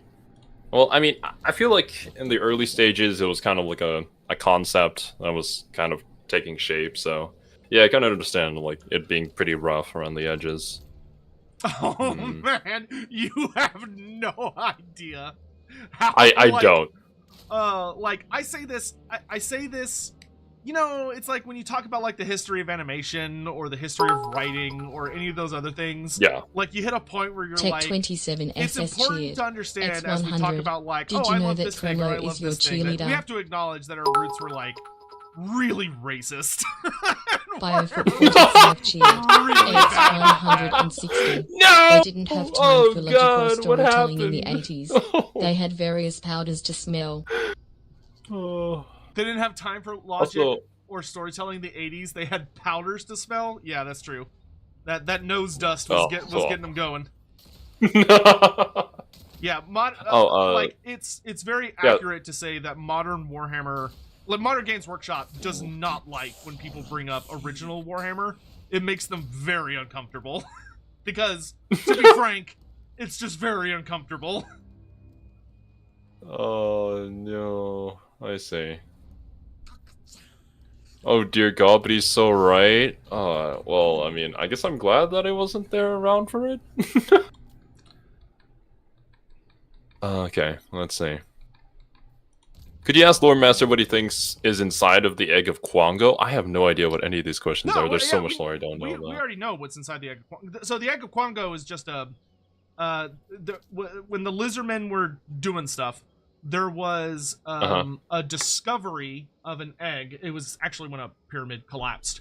But an egg was discovered, and after being kind of looked at, and it was like hidden in a chamber. And it was brought to Lord Mazdamundi, and they were like, what is this? And Mazdamundi looked at it for a while, and he's like, oh, it's the Egg of a Quango. And a Quango is a very ancient species of creature that was considered heavily revered and loved by the Old Ones. So Mazdamundi basically declared that on a very auspicious moment, when destiny called for it, the egg would hatch, and the Quango would emerge forth, and something important would happen. And they made it a goofy-ass magic item in the game that was actually super hilarious because from a lore perspective, Mazdamundi is like, this egg will only hatch at a moment of great importance, and the Quango will come forth and something special will happen. But then the magic item would literally say something along the lines of like, to use the Egg of Quango, your character like cracks the egg over his knee and like throws it at the enemy and hopes that something happens. And you would roll a d6, and depending on what you rolled would determine the state of the Quango when it came out of the egg. So it was like if you rolled a 1 through 3, the Quango would be this like horrifically decrepit baby that's like thousands of years old that would cough up some dust and like bite somebody for like a really sad point of damage that probably wouldn't hurt them, and then it just dies. And you're like, oh great, that was totally worth it. If you rolled a 4 through 5, the Quango was reasonably strong, and would do like a little bit of damage as like a like it was like a mostly formed adult creature, but then it would die from old age. But if you rolled a 6, the Quango would like burst from its egg in a glorious show of like multicolored light and would breathe lightning that would obliterate the enemies before it, and it would do like a shit ton of damage, and then it would fly miraculously off into the horizon. But someone in chat actually points out what it actually is, which is quasi-autonomous non-governmental entity. Quango. Quango eggs are a joke in the United Kingdom, as you're as likely to get a useful result from one as you are to get an egg. So it's a stupid British joke. Okay. Which, well, I guess that pretty much sums it up. Yeah, to be fair, is like technically the answer to about 95% of what's going on in Warhammer Fantasy. Yeah, I suppose that does make sense. There is I believe GW started as a British company, Yeah, there is the eternal struggle as a fan of Warhammer that, like, as an American, I tend to take everything very face value and seriously from GW, but in reality, the vast majority of it is, like, some kind of stupid reference or pun or something. And so I'll be in a room with, like Andy Law, for instance, you know, people that actually wrote this stuff. And I'm like, oh yeah, like I love like this reference or this character or this concept, and they look at it and they're like, oh yeah, that was just a stupid British joke. And it's like, stop ruining things for me. Just lie to me. Pretend like it's serious. Just lie to my face. I would prefer that over knowing how much I despise your culture. Stop it. Dang. Yeah, that's actually really funny, especially if, like, you know, a lot of fans start making theories about it, and, like, the greater meaning behind something, and then the writer comes out and it's like, yeah, it was just some sort of weird Easter egg that we thought about. Yeah, and that's why, chat, it's always super important to live by the philosophy of when you're consuming media, always run by author is dead theory. The author's opinion doesn't matter. Just leave it in the garbage. That way you can enjoy things in life. I'm going to start making an alliance with the Southern Sentinel Lizardmen here, see if I can confederate them. Oh, they're still alive? Oh, I see. Oh, it's because you're messing up Yeah, Pestilence. I'm gotcha. punching Croak in the throat, yeah. Yeah, those guys can't ever hold against Pestilence in any of the games I play. I haven't played Tehenhauin yet, but yeah. You'll probably like him. His campaign can be a little hard if you're someone that really tends to like and rely on Saurus, because his campaign is like, oh, you like Saurus? Oh, skinks. Yeah. Because the first part of his campaign, Saurus cost 200% additional upkeep. So, like, Saurus are ludicrously expensive. Let's see. Okay. Freaking Tzeentch declaring war on me, that's fine. Alright, we got non-aggression with Gorok up and running. Nice. We do need the rock to help. Oh, I need to go kill Malagor the Dark Omen? Okay. And you've just got Cow on the mind. Yeah, I really want that steak. One of these chaos herds have to be edible. Yeah, sure, why not? Are you aware of the YouTuber named Tariff? Tariff? Yeah. Oh yeah. I've seen some of his videos around. Goofy ass, like, he single-handedly, like, ruined, I think, Norska and Beastmen for so many people. Because of the jokes. Oh god, like, if you've seen all of his videos about them, where he just turns Morgr into a cow in every single video, regardless of how good he actually is. He always just plays him as a stupid joke. Oh, I see. Yeah, I'll have to go and check out some of his videos. I've been recommended them way too much, and people talk about them a lot. Tariff is hilarious. Am I talking about the Norska monkey? Yes, I am talking about Monkey Norska. Yeah.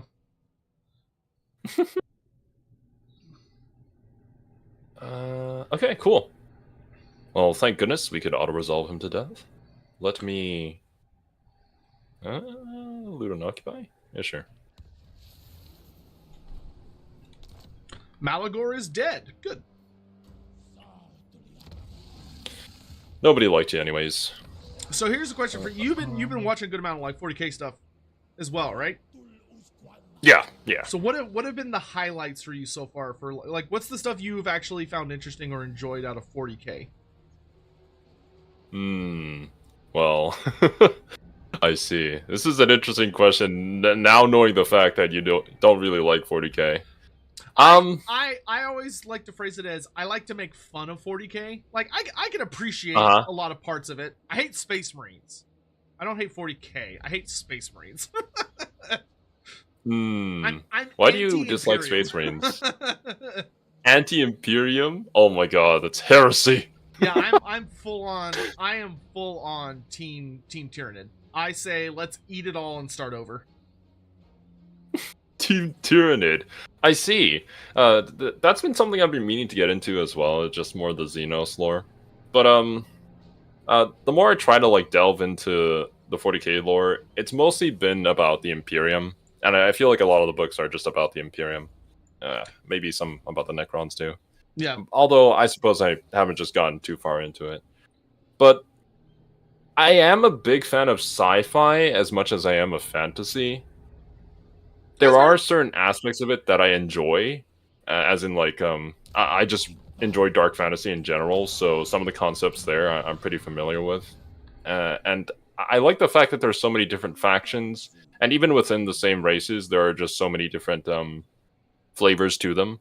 Like if we're going to talk about the Space Marines, there's like so many different varieties of them that really you can mix and match whatever, and you can probably find something that you enjoy. Personally, I really like the... There are very many. That is very there true. Are a lot. Yeah, so yeah. many. I really like the Grey Knights, just because of the concept of them kind of like, living life on the edge with their psychic powers and be connected to the... Have you played Chaos Gate Demon Hunter yet? I was planning to. I was actually going to announce that... Yeah. Oh, I was gonna say, yeah, you'll. It's a very good game. It is super fun. Yeah, I've heard. I'm a massive XCOM fan, and everybody was saying that you're gonna love that game, dude. Like you have to play this game.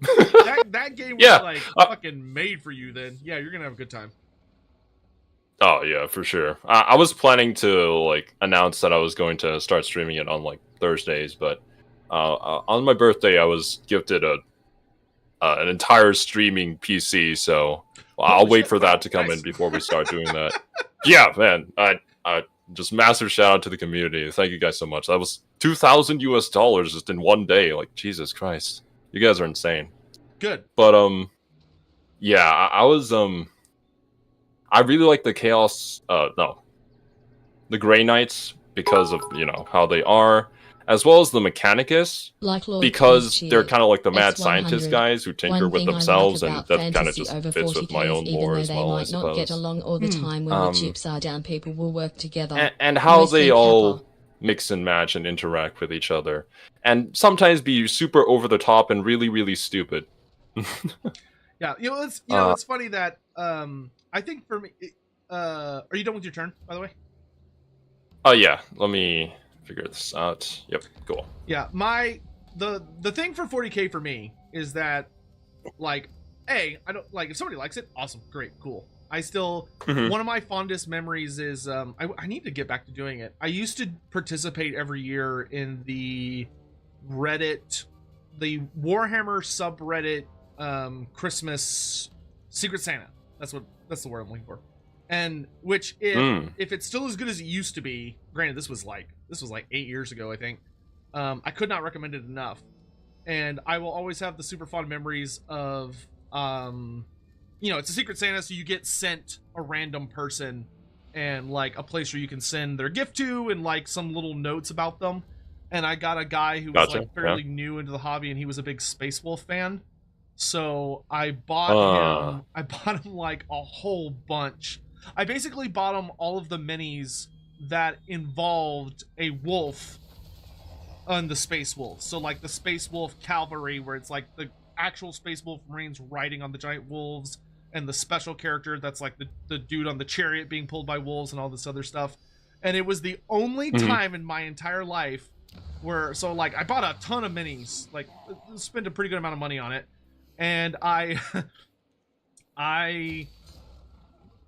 printed off, once again, only time in my life I've done this. It's moderately embarrassing, but it was for the sake of the gift. I printed off a meme, which was the yo dog, I heard you like whatever in your whatever meme, and it. Oh my god! And it literally just said, "Yo dog, I heard you like Space Wolves, so I got you Space Wolves riding Space Wolves, something Space Wolves, like just." and just stuffed it all in the box and sent it. But which that was really fun. That guy was I got a really nice message from him when it arrived. But I also will always laugh about that, or not laugh, but love that was the year that I got my gift from a professional cosplayer, and he made me a full-size Lizardman sword, which I still have in my office. So I've got like a really nice quality, big old Lizardman, or Saurus sword, which I love to death. Hell yeah! But yeah, I didn't know that they did hate... the Secret Santa thing. Yeah. Oh yeah, it's super great. Well, it was. I don't know if it still is. I haven't done it in a long time. But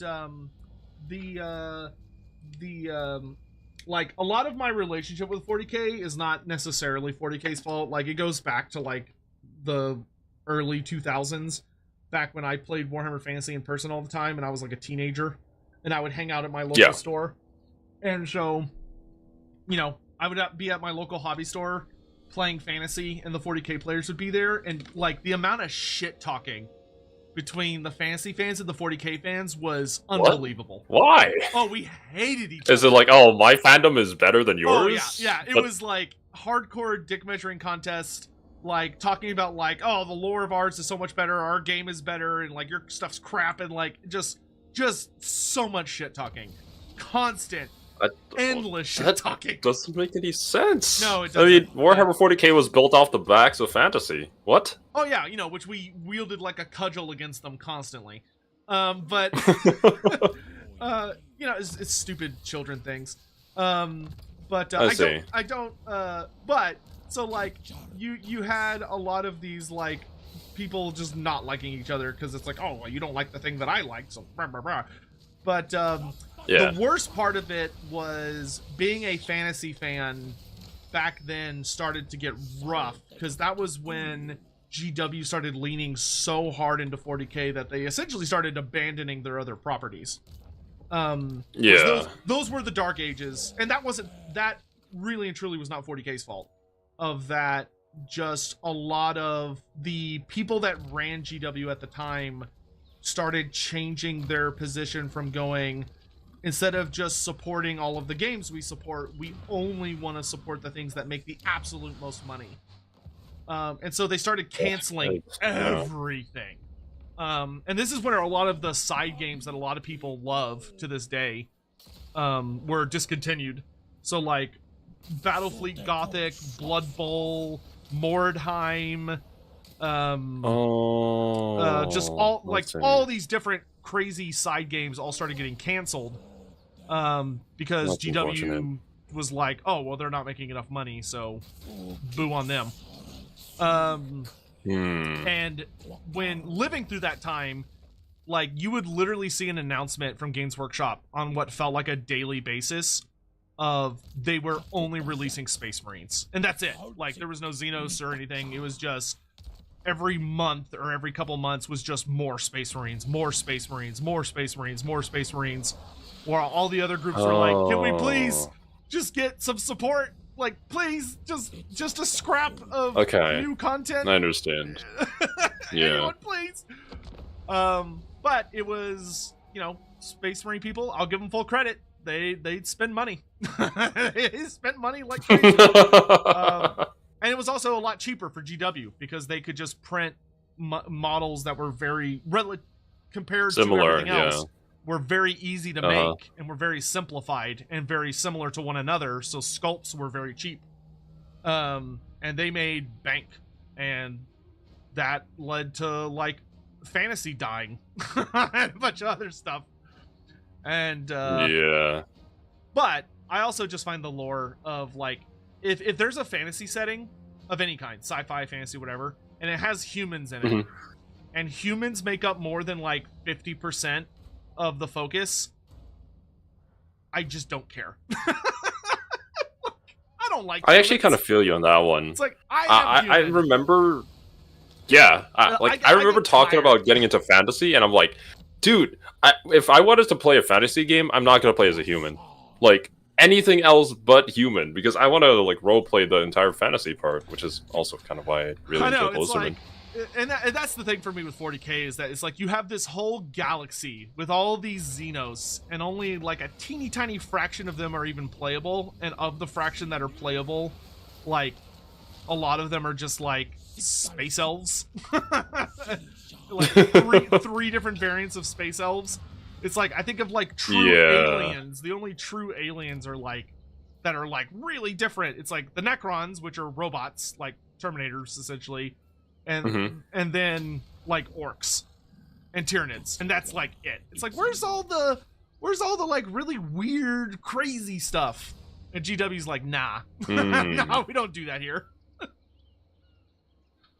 Yeah, that does make a lot of sense. Like considering the scale of 40k, I always felt like there should be more impact, as well as a lot more variety of things. I mean, GW, they released a piece of art, I think at the start of, it was either 8th edition or 9th edition 40k. They had this artist made this beautiful piece of art that just showcased like all these crazy different Xenos factions. Like it was literally imagine like a stained glass window, but every frame or every little piece of the stained glass window is like a different Xenos. So there was like these plant creatures and these fungi creatures and like these weird bat monsters and these weird tentacle things. Like just all these crazy fucking aliens. That sounds awesome. Yeah, I should try and find like, that. oh, those are all super cool. And it's like, oh yeah, but none of them are playable. We're also not going to talk about any of them. And they only exist as punching bags for the humans. So play humans. And I'm like, boo! Boo from the back rafters. Yeah. that does suck. Also, I am about to go into a massive war. I could auto-resolve this. No, fight it. Oh god. There's so many zombies though. There's just like 3 stacks of zombies. If you want to auto-resolve, there's nothing wrong with that. But if you want to fight it, then fight it. Okay. Gee, I just don't want to waste time. Just make sure you can get away if you take a lot of casualties from auto-resolving. Oof. Yeesh. And I want to be clear, I don't hate anyone that enjoys 40k unless they're just like a weird douchebag, which those people are out there, but that's okay. Like if you like 40k, cool, good for you. I'm glad you like it. I hope you love it, and I hope it continues to be a good hobby for you. Oh yeah, 100%. I don't yuck other people's yums. Oh yeah, exactly. I say that all the time. It's a good phrase. I forget who I stole it from, but it's a good phrase. Do you watch Carnage? Yeah, that's who says it. There we go. Yep, bro. Yeah, I fucking love Carnage. Basically, same person. We watch all the same people. We enjoy the same stuff. Yeah, there you go. Okay. Well, that was a lot. I feel the pain. But thank goodness that would have been a massive battle that I didn't want to be a part of. Yeah, big zombie spam can be kind of scary for Oxyotl because you will run out of ammo. Yeah. And then you're just versus like, Heinrich. Yeah. Oh, Kimmler. All right. Ton of questions here. I do actually want to continue the 40k and fantasy conversation, but Mr. Hammond over here sent 3 super chats in a row. Hammond's gaming the Ask system. him about the guy who burned his army. What happened? Oh. Yeah. Oh man. Oh, so okay. When the end times happened, and they announced that fantasy was dying, and I don't remember exactly when he did it. I can't remember if he did it when the end times was happening and like we realized that the setting was ending, or if he did it when Age of Sigmar got announced. But somewhere in that like year time frame, this guy just got like so angry at Games Workshop that he posted a YouTube video of him taking all of his Dark Elf models and his Dark Elf army books, and he put them in his grill, covered them in lighter fluid, and just lit them on fire. So he just burned all of his books and his minis, which, you know, great for the environment, all that plastic toxic smoke. But yeah, right. Oh yeah, way to stick it to the corporation by burning your own property, you fucking idiot. It was like even at the time, like even with how angry everybody was, everyone just looked at that dude and was like, dude, like, come on. Like, that is the most childish, dumb fucking thing you could do. Like, why not go, I don't know, like, go like, vandalize, like GW headquarters. Like, go spray paint their front wall or something. Like, stick it to them that way. Like, don't fucking burn your own stuff. That's just so dumb. But yeah, this is a joke, by the way. YouTube, we don't condone vandalization. In Minecraft, burn their stuff in Minecraft. Yes, Minecraft, it worked. That holds up in court, 100%. Freaking Grom. Okay. Grom wants something with you. Grom wants to have peace because he's so scared of Oxyotl just appearing on his doorstep. I suppose. Oxyotl would be a nightmare for Grom. I guess I'll take some free money. Yeah. I don't think I'm gonna have any missions here anytime soon. But yeah, that does sound like a lot. And burning your own property that you bought, you paid money for that too. Sad, bro. Like he could have just sold it. Like if you didn't want it. Yeah, honestly, if you wanted to get out of the hobby and not support the company anymore, yeah. But no. Well. Yeah, I remember when that happened. There was I want to say he was from my local community too. Oh boy. It was ridiculous. But because for a lot of us it was like, okay, if you don't want to play anymore, you could have sold it and got a lot of money. And even if you're like, I don't even want the money, I just want to get rid of it. It's like you could have given it to like a kid or something who's getting into the hobby. Yeah. Or like someone who wants to play but like can't afford it or something. It's like, yeah, that was just sad. It's like don't don't do that. Especially because like man, if he had held on to it for just a little while, he could have like sold it relatively recently and made just bank. Yeah. Like old Warhammer Fantasy minis sell for so much money these days. It's insane. Okay, if I were to get some, like, flyers, between the Fireleech Bolas and the Pterodon Riders, what would you usually pick up? It depends on what you're fighting, generally speaking. Fireleech Bolas are better against, like, large groups of enemies. Javelins tend to be better against singular targets. But since you have, like, a lot of blowpipe skinks, I would say it's generally better to go Fireleech Bolas because they're better at, like, large gatherings of enemy troops. Okay.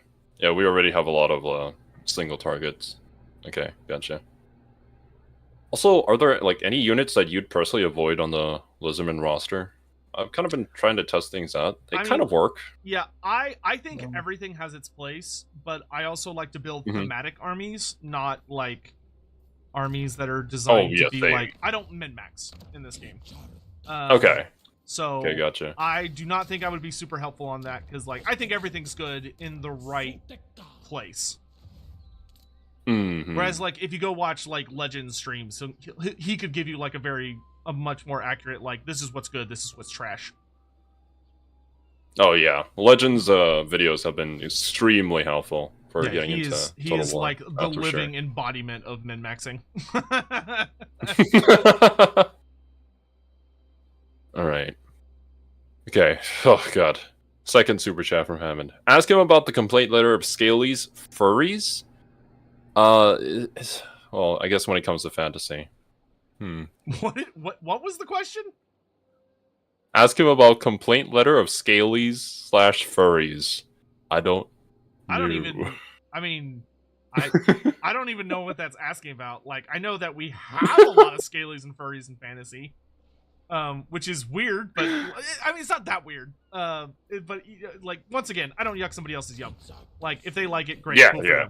There is a running kind of joke about how, like, there's all these potential sexy ladies in Warhammer Fantasy between, like, Grand Cathay and the elves and the humans and all this other stuff, but like the most popular like sexy time factions are literally the Lizardmen and the Skaven, which is a thing.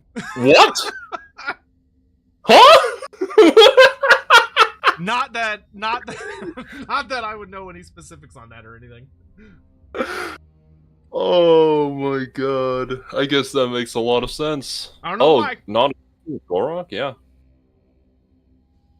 Oh, no wonder why the peeps have been sharing so much strange art in the Discord. Well, I'm a firm believer that to be a lore master, you need to understand all aspects of a community. But I will say that it was it was a harrowing day when it was a harrowing day when I realized that of the NSFW communities for Warhammer Fantasy, there's like a Warhammer Fantasy NSFW community, but then there was one branch that was so big that they had to go make their own community due to like oversaturation of the market, and it's the Skaven community. Maybe it has something to do with furries being known to be creative people, drawings and making those furry costumes, and Warhammer painting and world setting as a creative outlet. What I know, the Skaven are not. I would agree. Yeah? There definitely tends to be a strong correlation between creative types and like more unique forms of NSFW expression. I'll put it that way. There's definitely a trend there. I never thought about it like that. Well, but that's like the joke that's actually not a joke at all, because it's just a fact that like the vast majority of like high income earners in like the tech industry and like NASA and stuff tend to be furries. Mm-hmm. Like it's kind of the same thing. Yeah. Makes sense, I guess. Okay, well, that was an interesting conversation to have. That's okay. Oh, final one. Explain the Meowing mod. I will not. Oh. I will do no such thing. The Meow Ying, as in like make Meow Ying a cat girl kind of deal? No. Is that what you guys are doing? No, it's so much worse. No! Try more like an incredibly, horrifically detailed, in-depth mod that has a very intense stage-by-stage roleplay campaign for taking certain legendary lords and giving them the like corruptive influence from Slaanesh, which is an actual in-game mechanic, but someone like playing that out to the extremes. Oh, that's disgusting. Yeah, where can I find it? Where? I need to know where it is so I can avoid it. Like, so I can stay away from it. Yeah. Yeah, there is a thriving mod community that is not allowed on the Steam Workshop. I wonder why. You mod the absolute hell out of this game. Yo, man. To which I say, you know, good on you, lads. Good on you. Yeah. As an XCOM 2 fan, I love modders. They are the people that keep games alive. They're amazing. They kept Warhammer Fantasy alive. Or Total War Warhammer. Especially during the slow periods. But boy howdy, do they like their things that I would not want to admit to knowing about stuff in public. In public. We can admit it on stream, but not in public. Yeah. Two different things, yeah. Yeah. Oh god, that's gonna be a doozy. Please send the link so I can block it. Yes, of course. Right away. Oh shoot! Does the AI? Me. Crap. Oh well. Oh shit! I thought he went north, but that is two different nerds. Well, genuine question: does the AI know that I'm coming for them? Because they always just bunch up all their armies around the guy that I'm trying to go for. And they generally don't. It's just how the AI, that's how they tend to kind of like bulk to prepare for things. Is that they will usually like design. They'll build up all of their armies around a singular location, and before they will inevitably like go out to attack, or they'll just gather and. It depends on the AI. Sometimes the AI will do something weird where it'll recruit like a bunch of lords and they just stand around a settlement and don't do anything forever, and they're just kind of there. It just kind of depends. Okay. Well, if I get Oh, I'm gonna hope my Slon can defend the city, and I'm gonna be super butthurt and sad if he dies. Because getting a second generation Slon on your first pull is not easy. Wait, I can get Rite of Primeval Glory? Have you got the money for it? Why are all these reduced? It's only 9,000 gold. You probably got one of the rewards you can get for Oxyotl is your rights cost can go down. It reduces the cost. I see. So it's probably a temporary effect that you have right now. I could get it, but my upkeep would tank, so yeah, no. Yeah, well, so like what you could do is if you have Oxyotl in your home base, you can use it to spawn the army and then have Oxyotl move up to the army and interact with it to trade units and just take all the monsters that you want out and then disband everything else. It's a good way to rush some like tier 4, tier 5 units that normally you can't get till very, very late in the campaign. Is how some people use it. I virtually never use the Rite of Primeval Glory, but it does give you the ability to summon cold ones faction-wide for a while, which is really nice. As like it is. So that ability is very, very good. Because that's a good way to take out like artillery without having to lose some stuff. But also getting, like a Carnosaur in the first 20 turns is nothing to sneeze at. Oh yeah, for sure. And honestly, the Dino Ball armies that just come out of that are pretty fun to play. Did you just capture a settlement in Norska? Don't worry. I'm okay. I'm sure Wolfric the Wanderer will not be mad at this. I'm just curious what you're gonna plan to do with that real estate you got there. I'm gonna abandon it. No worries. Thing is, whenever I was playing with Oxyotl, if I didn't capture a settlement, I'd usually just still be on the territory of a faction I'm at war with, so I couldn't teleport out. That's fair. Yeah, I mean, I think I usually tend to raise it. But you can also try selling it if you're like not at war with every single one of those groups. If there's anyone you're not at war with, you could sell it to them. I don't think I want to sell stuff to Chaos factions, though. Well, I mean, disgusting. Money is money. It's okay. We have a money laundering machine. We can run it through. It gets rid of all the Chaos taint. That's cool piece of tech. Cool piece of tech.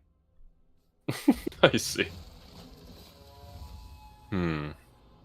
Okay, let me finish upgrading my lord. I should definitely give you your unique stuff, Oxyotl. They're so good. Behind enemy lines. Yep. That, and some more spells. Cool.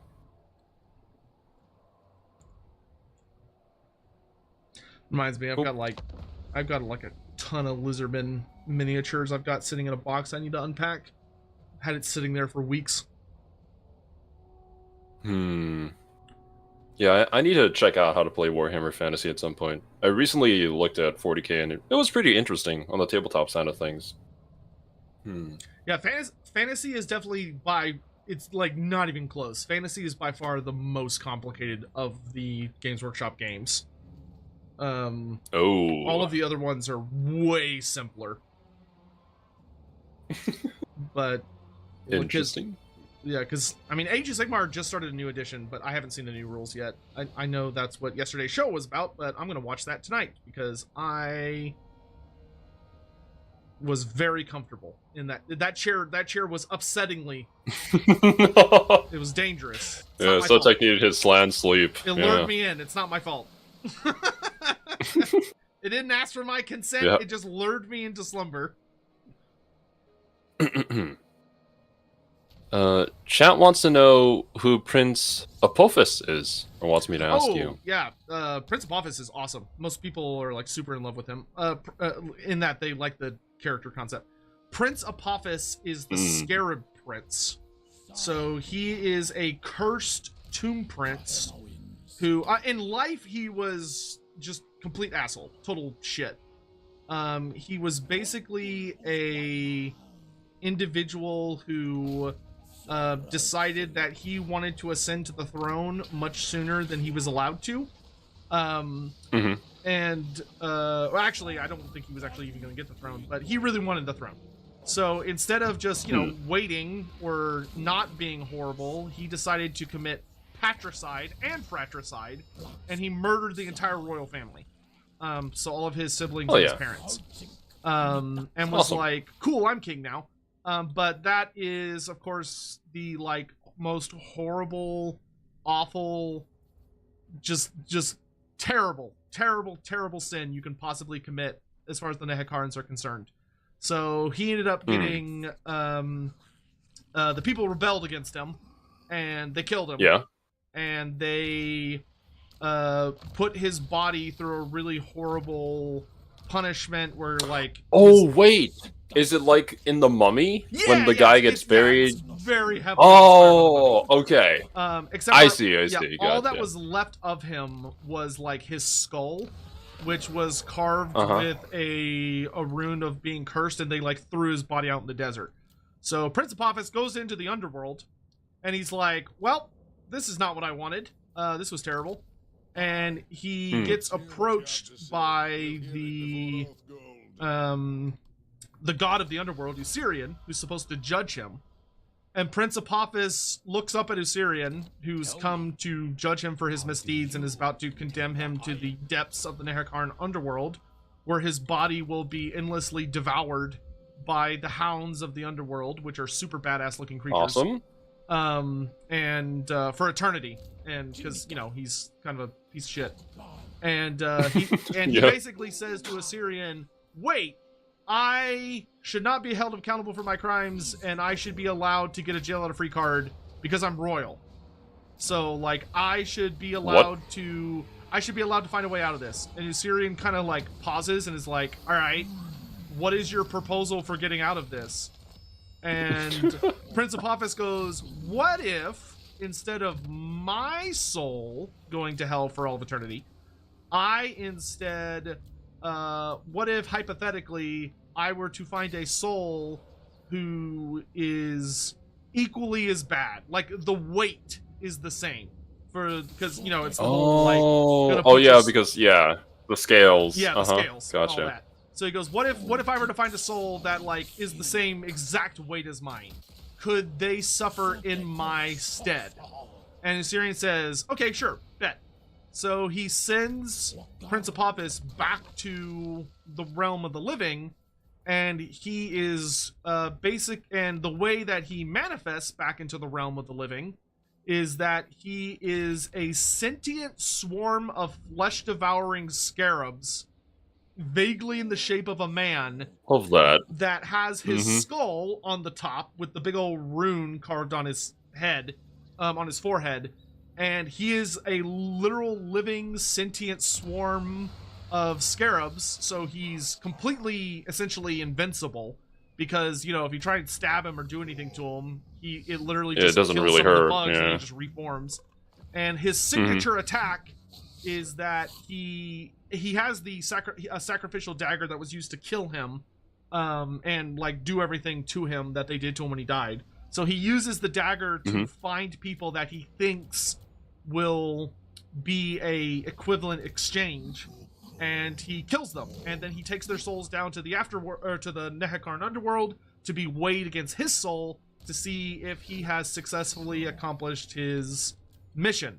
But what he doesn't know is that, because Usirian didn't tell him, is that no matter what he does, no matter who he kills or how hard he tries, no two souls are equal, no matter what. So he's eternally damned. Oh my god. And he doesn't know that.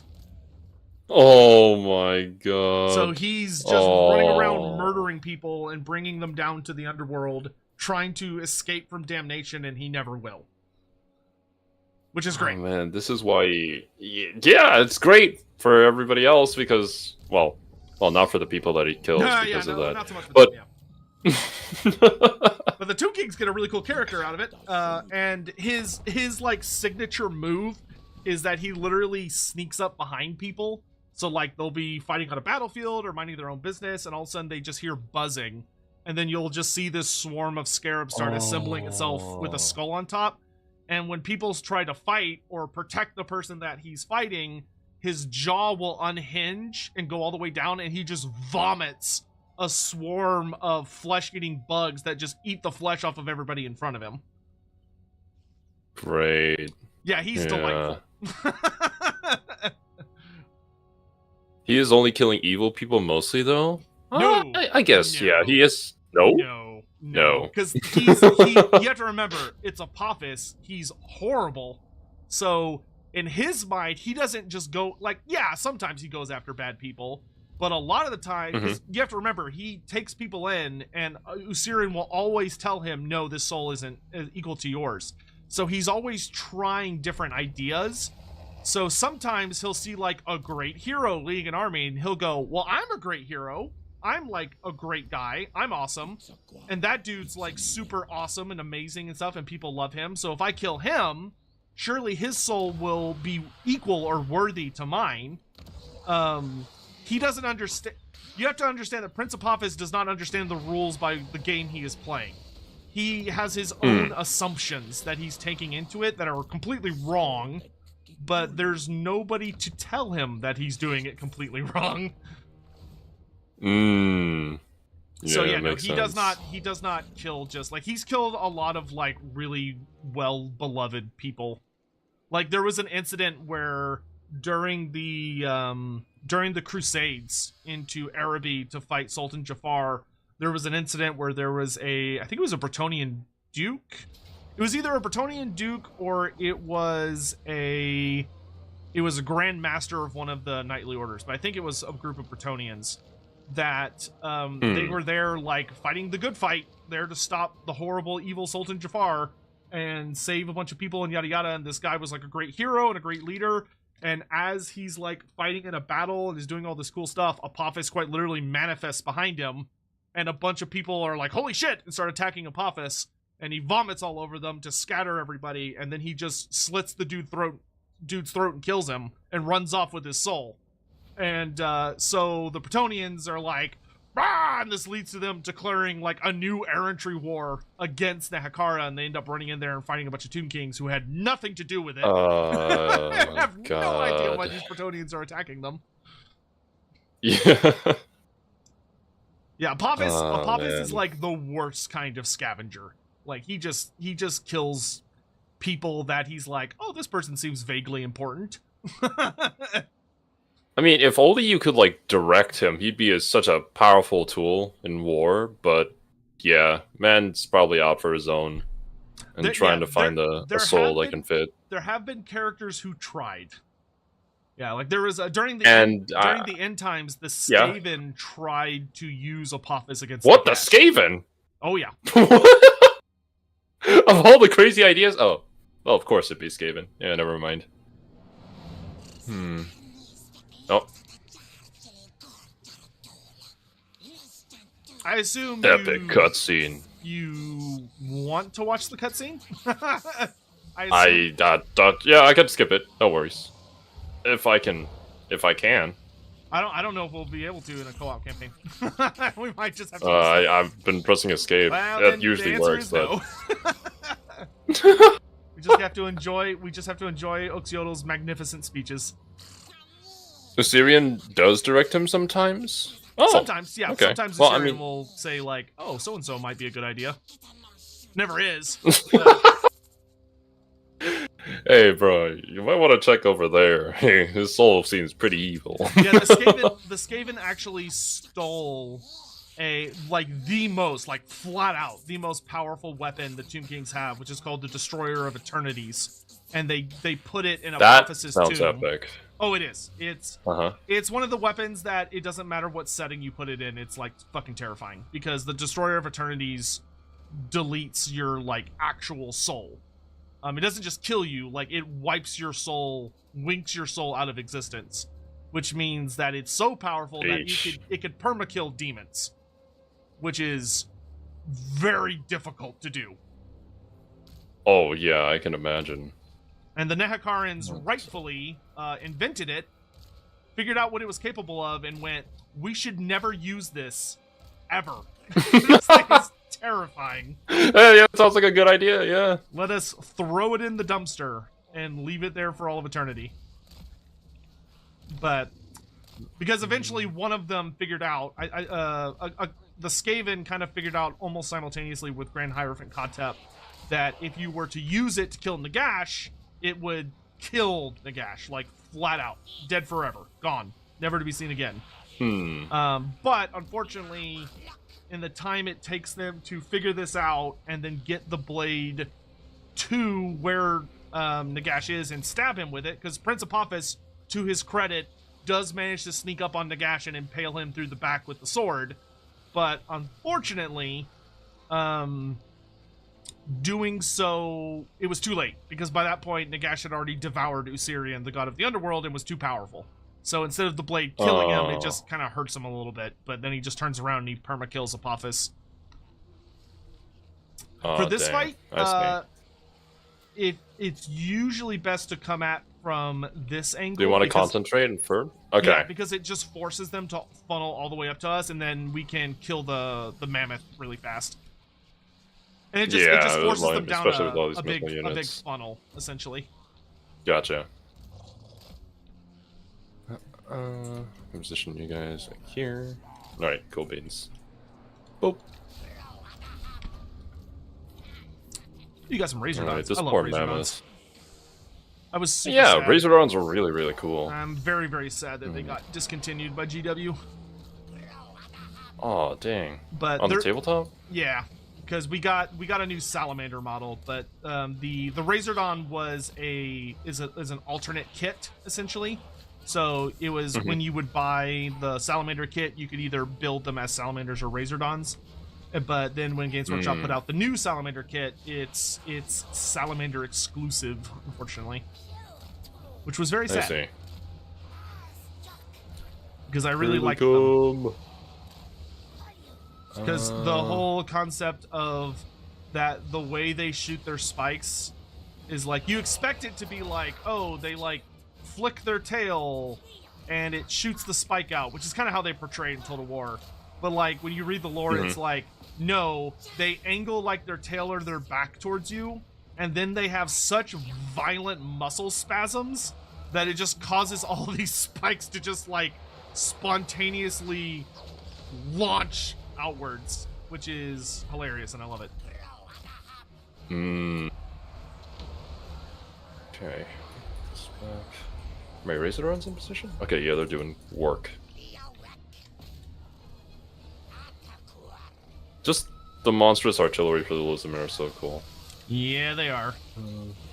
But the Razor Dons are also really nice in Total War because the version we had of them, the metal kit, was pretty old, and it didn't look super great. Like the model, it was a pretty busy model, so the details were kind of hard to see, and it just didn't look super great. And the Total War really made them look super duper nice. It's like, oh, these are actually like really freaking cool to look at now. Is that mammoth running away? Oh yeah, he's broken. Can they escape this map? I don't think they can. Okay.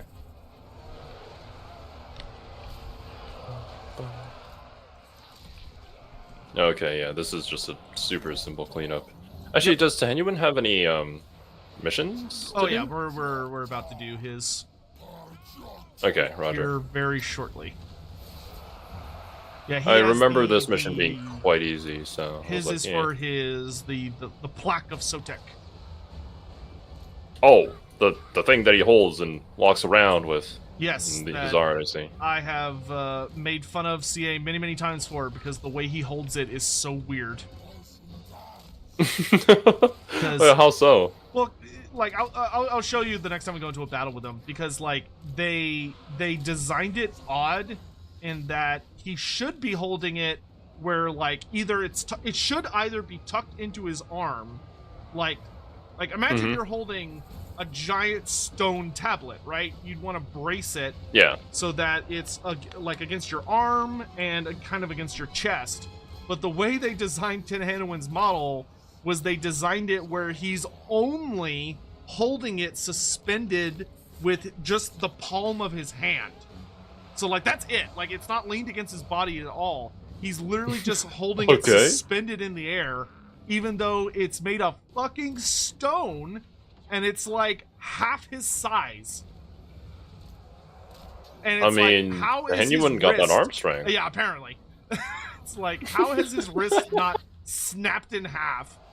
as he's trying to like balance and carry this thing around.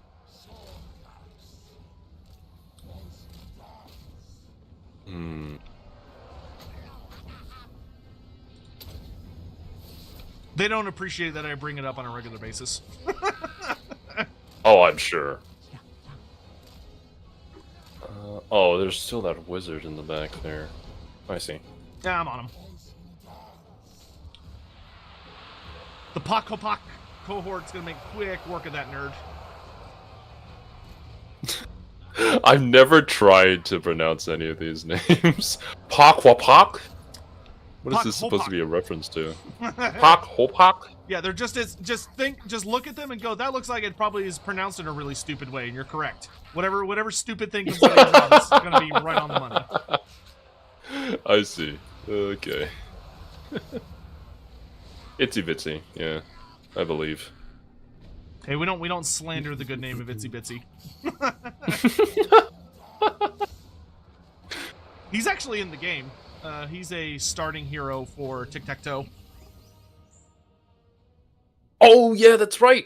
I did play Tic-Tac-Toe's campaign on my own, and we did have Itsy Bitsy there. Tic-Tac-Toe's busted. So good. A lot of people, does a lot of heckin' damage. A lot of people do not give the respect on his name that he deserves. His pterodons are terrifying. Those rocks do a lot of damage. I can't believe that simply dropping a rock on somebody would do that much damage, but then I remember that Be'lakor got done in by themselves. Screeching, rocks dropping. Yeah, because what are these rocks made out of? For anyone that hasn't played a Tic-Tac-Toe campaign, his campaign faction buff is that his regular Pterodon riders, so all of his Pterodon riders can drop 2 rocks instead of just 1, but the secondary rocks they drop not only deal way more damage, but have a secondary effect. So the regular Pterodons that throw javelins, when they drop the secondary rocks, those rocks are armor sundering. So not only do they just like pretty much ignore armor, but they like delete armor off of units for like 30 seconds or something. Which then if you follow up with the regular rocks means that the AI that you're dropping rocks on won't have any armor to protect them from the damage. So it just deletes them off the face of the earth. It also does explosion damage. Meanwhile,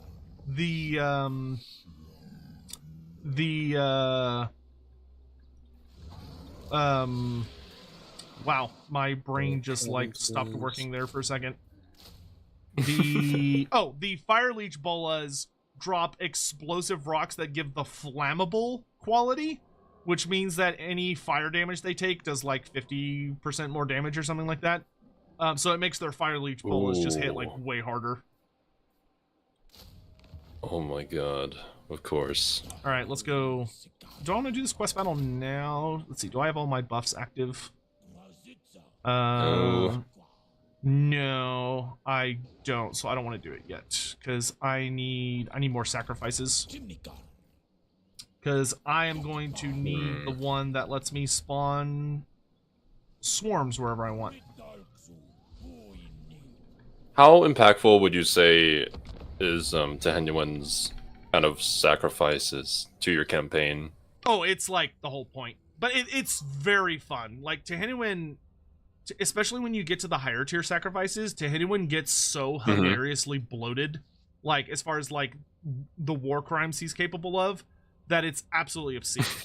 Like if you're like, him and Oxyotl are very similar in that they both take skinks and they make them just horrifically like just god tier, but they do it in different ways, where Tehenhauin does it through melee buffs, whereas Oxyotl does it through shooting buffs. But Tehenhauin, the thing about Tehenhauin's sacrifices is that they're faction-wide buffs that get just absolutely grotesque really, really fast. Where it's like you're giving all armies across the world ridiculous buffs to like casualty replenishment, armor, leadership. You get the ability to just use like the Bastillodon Jungle Swarm ability, but it's an army ability, so you can throw it anywhere on the battlefield that you want. If you get up to the max tier sacrifices, you can literally summon an aspect of Sotek onto the battlefield that'll just instantly delete shit off the face of the earth. Oh, that's actually really funny. The the Tehenhauin campaign. I'll have to play single player and see if it's bugged on single player as well. But I am accomplishing things that I should not be able to accomplish, which is really funny.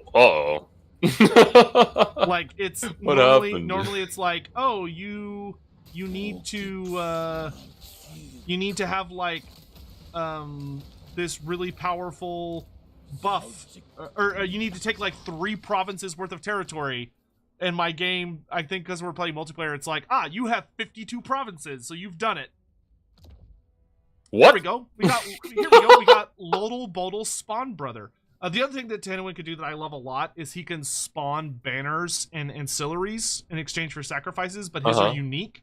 So like Lodal Bodal Spawn Brother. Oh, that's cool. Lodal Bodal Spawn Brother gives you minus 20% upkeep for the entire army, which is insane. What?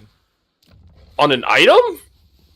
Oh my god, that's so good. An ancillary. Yeah, it's super ancillary, yeah. Or like Obstinate Skink Miner. For every one of these you have, you get minus 15% construction cost for all buildings faction-wide. Wild. Oh, yeah. Like, faction-wide, Tehenhauin is insane. legitimately like one of the most OP characters in the game, but a lot of people don't realize it. And granted, you have to work for it, and you also have to do some like RNG pulls. Yeah, the only thing I know from Tehenhauin's kind of mechanics and stuff was back during the reviews for Warhammer 2, which apparently it wasn't very good from most of the reviews I saw. They got big time. Yeah. Okay, cool. Right. Also, how does this objective work for us since we're both playing Lizardmen? Like the Lord Croak quest? Can the both of us do that and get Lord Croak, Lord Croak? If I recall correctly, it's whichever one of us does it first. I see. But I believe only one of us can have him, if memory serves. Okay. But I have not done it in like a really long time. Yeah, I mean, the Lord Croak thing, we just kind of, I don't know. We just stand there, the Skaven come in, they rout because of terror, then we just win. It's super simple, too.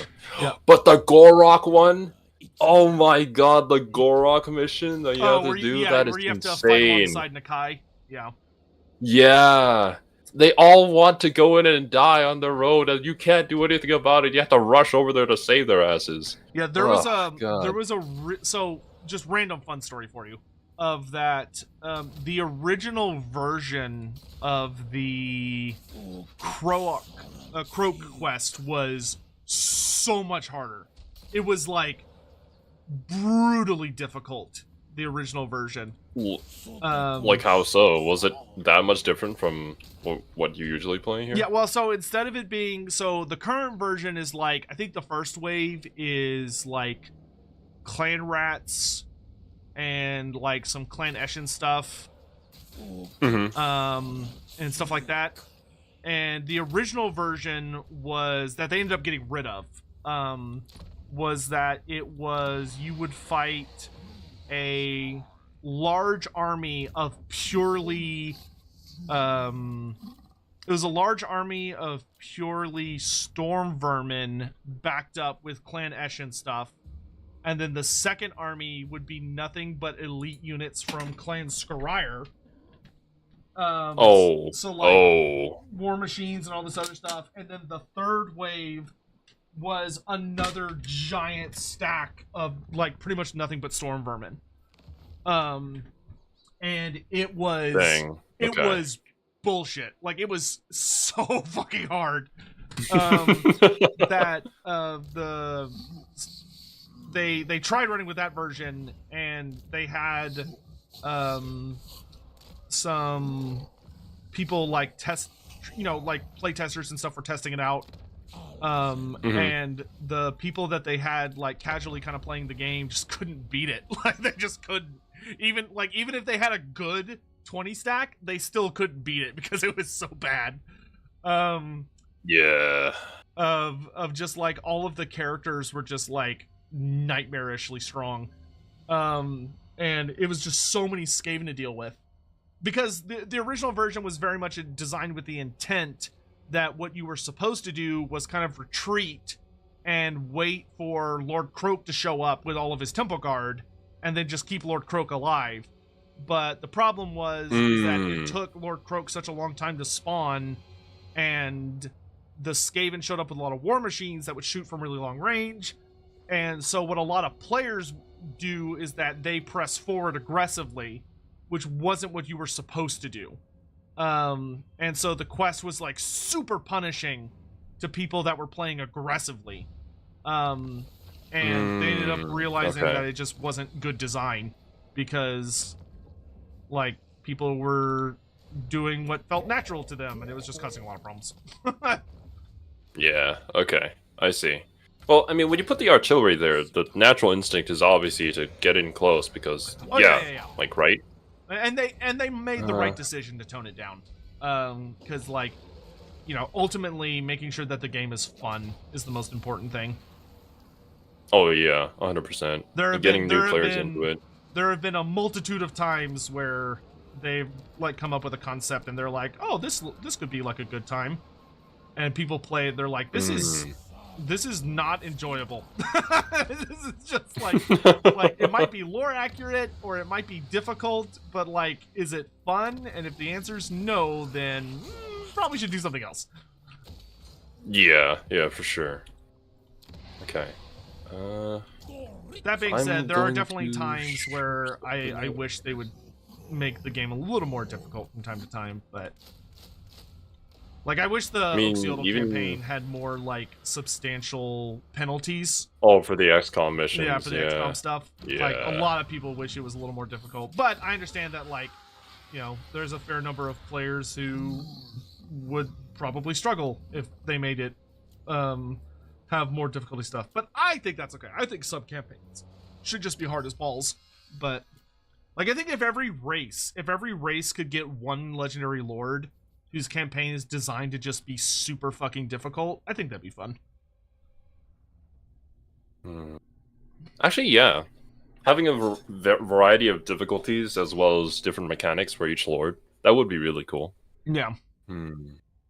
I feel like, though, when it comes to Immortal Empires, once you get near like short campaign victory, you kind of just snowball the entire game after that. Oh yeah, and that's why you'd have to make like the early game, like, you know, the really difficult aspect. Yeah, a little more interesting, because that's usually where all the strategy and really like I don't know, just good management of your empire comes into play.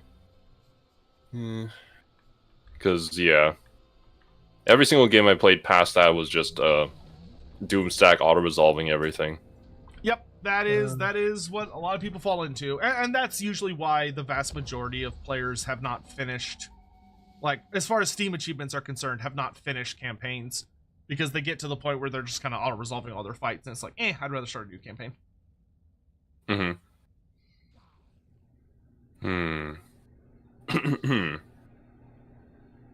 Clan Eshin is actually a hard campaign if you don't immediately run south.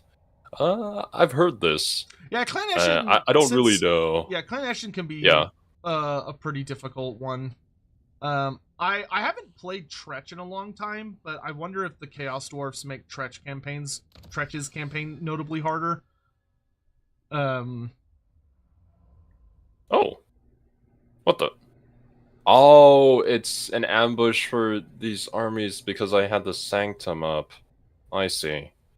Well, I think I'm just gonna auto-resolve that and be done with it. At least do some damage to them. Yeah. Oh my god, that's not just some damage. Jesus Christ. Okay. I never gotten that off before, so I was kind of surprised. Like, what army is this? Okay. Free lizards! Well,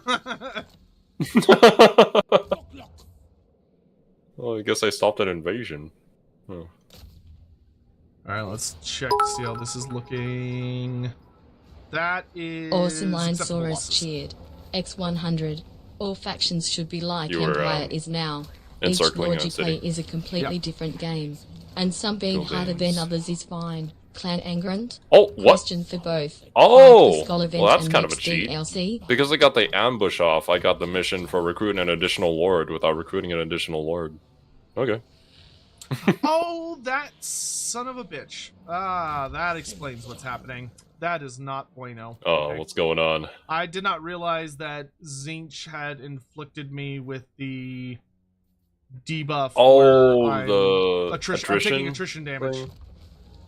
Yeah, fuck, dude. So I'm like, why am I hate that ability so much. It's so same. Annoying. It always comes in at the most inopportune moments too. Like, yeah, so Tzeentch. I've got this angry Skaven army chasing me, and my Lizardmen are super beat up, which is not great.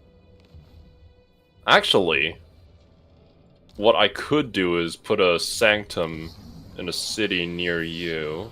Oh yeah, that'd be good. And just beam down. Where should I put it? I would probably put it in Oxyotl. Oxyotl? Okay. Yeah, it's kind of right smack in the middle. There you go. I mean, I know Gorok is here to at least provide some assistance, maybe, but... yeah, sure. I think he's more likely to just kind of watch from a distance and be like, oh, that's unfortunate. Gorok's too much of a Giga Chad to get his own hands dirty, I suppose. He's like, man, I bet they sure would like some help over there. And the Slon's just like, are you gonna help? And he's like, no. Why would I?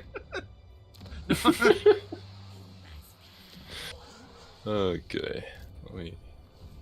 Oh, I need to change my commandment so I can build buildings faster. You want me to ask Sotek about the Great War against Chaos? I feel like that's a very broad subject. Anything specific? I mean, yeah, it's just essentially Warhammer's version of World War One. Ah, I see. Well, I mean, I guess it makes sense for Warhammer. Awesome line source. All factions should be like the Empire is now. Every lord you play is a completely different campaign. Some being harder than others is fine. For instance, Clan Anger for the dwarfs. Question for both: Am I hyped? Are we hyped for the Skull event in the next DLC? I mean, yeah. More stuff. I do like. I do like having more toys. I only just learned about it from Sotek when we were testing out the VPN and stuff. So yeah, looking forward to experiencing my first Skulls event. Oh. Yeah, hopefully it'll be something cool. Yeah, I think ideally it would be nice if every campaign has a good unique mechanic to it. I don't know if that will end up being what we get, because there are some factions where that would require a significant amount of overhaul. Because some of the factions just really don't have anything going for them as far as truly unique different mechanics. And to do so would probably take a significant amount of dev work, which I don't know if we're going to get that. But I do think that, as long as they're all fun, I think that's the most important thing. Are all the Tomb King campaigns going to end up being different from each other, and all the Vampire Coast campaigns going to end up being different from each other? I don't think so. I think those are going to all remain pretty much the same, with very minor little differences between them. But, you can always hope.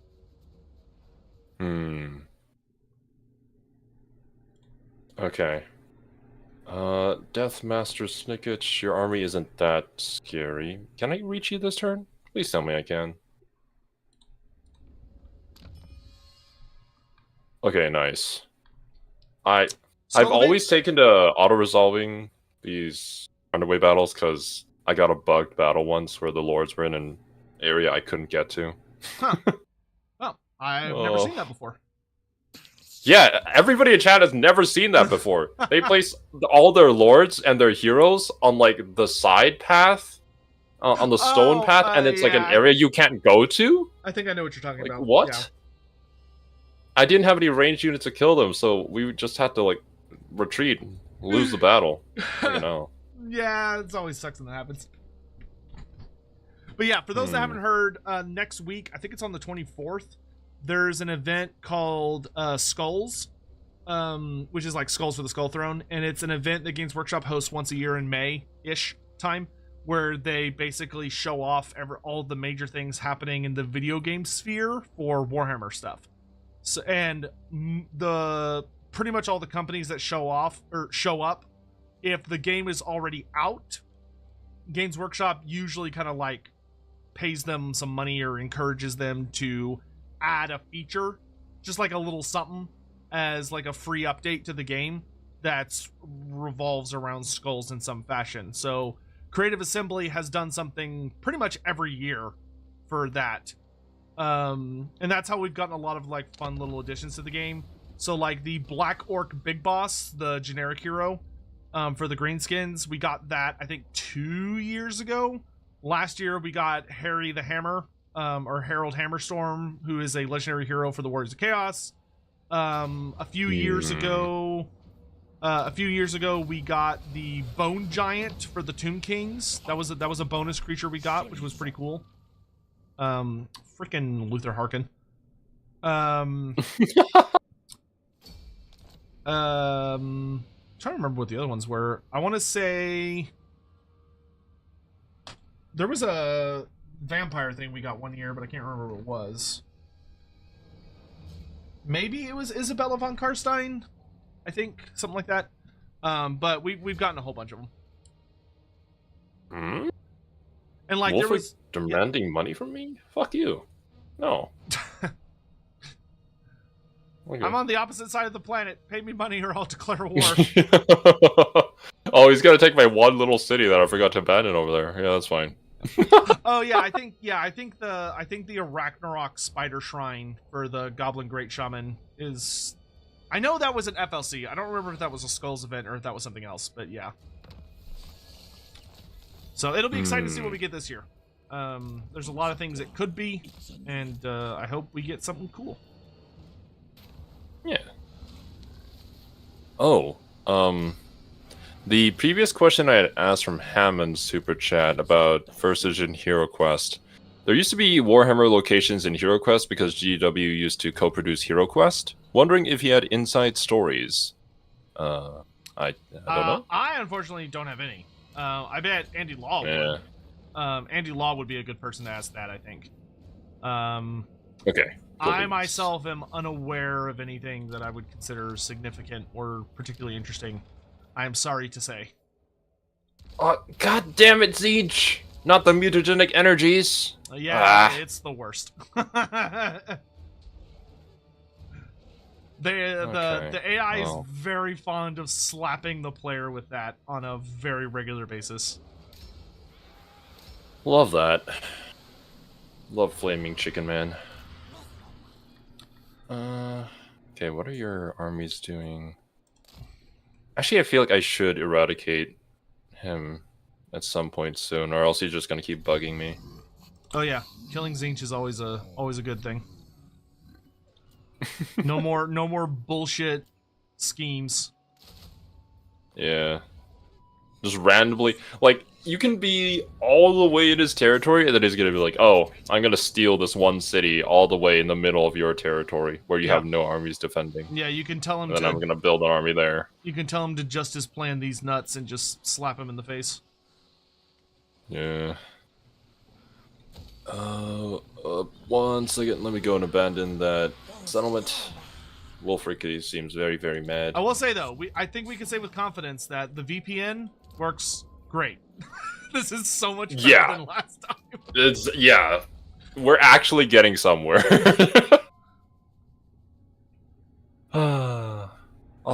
Hammond, ask about not safe for work beastmen sculpts. Oh no! I don't know if I want to go into that world. I mean, honestly, I feel like he's referencing something specific, but I'm not aware of that. Okay. I mean, that wouldn't surprise me at all in the slightest. I mean, have you seen? Have you seen 3D printed communities these days?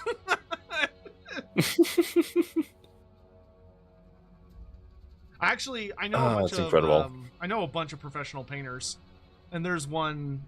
She's very funny. There's a girl I know who's a professional painter who'll do like these absolutely amazing, gorgeous like Lizardmen commissions or whatever, like these really cool Warhammer Fantasy commissions and stuff. And then like the next week she'll be like, yeah, horny time, and it's just like this completely nude barbarian woman model, and she's just like, I'm gonna paint some boobies for a week, and you're like, cool. Cool. I can respect that. Yeah, whatever makes you happy, babe. Well, Aaron, I'm pretty sure everybody knows how Grom gets his Centaur milk. Even I know.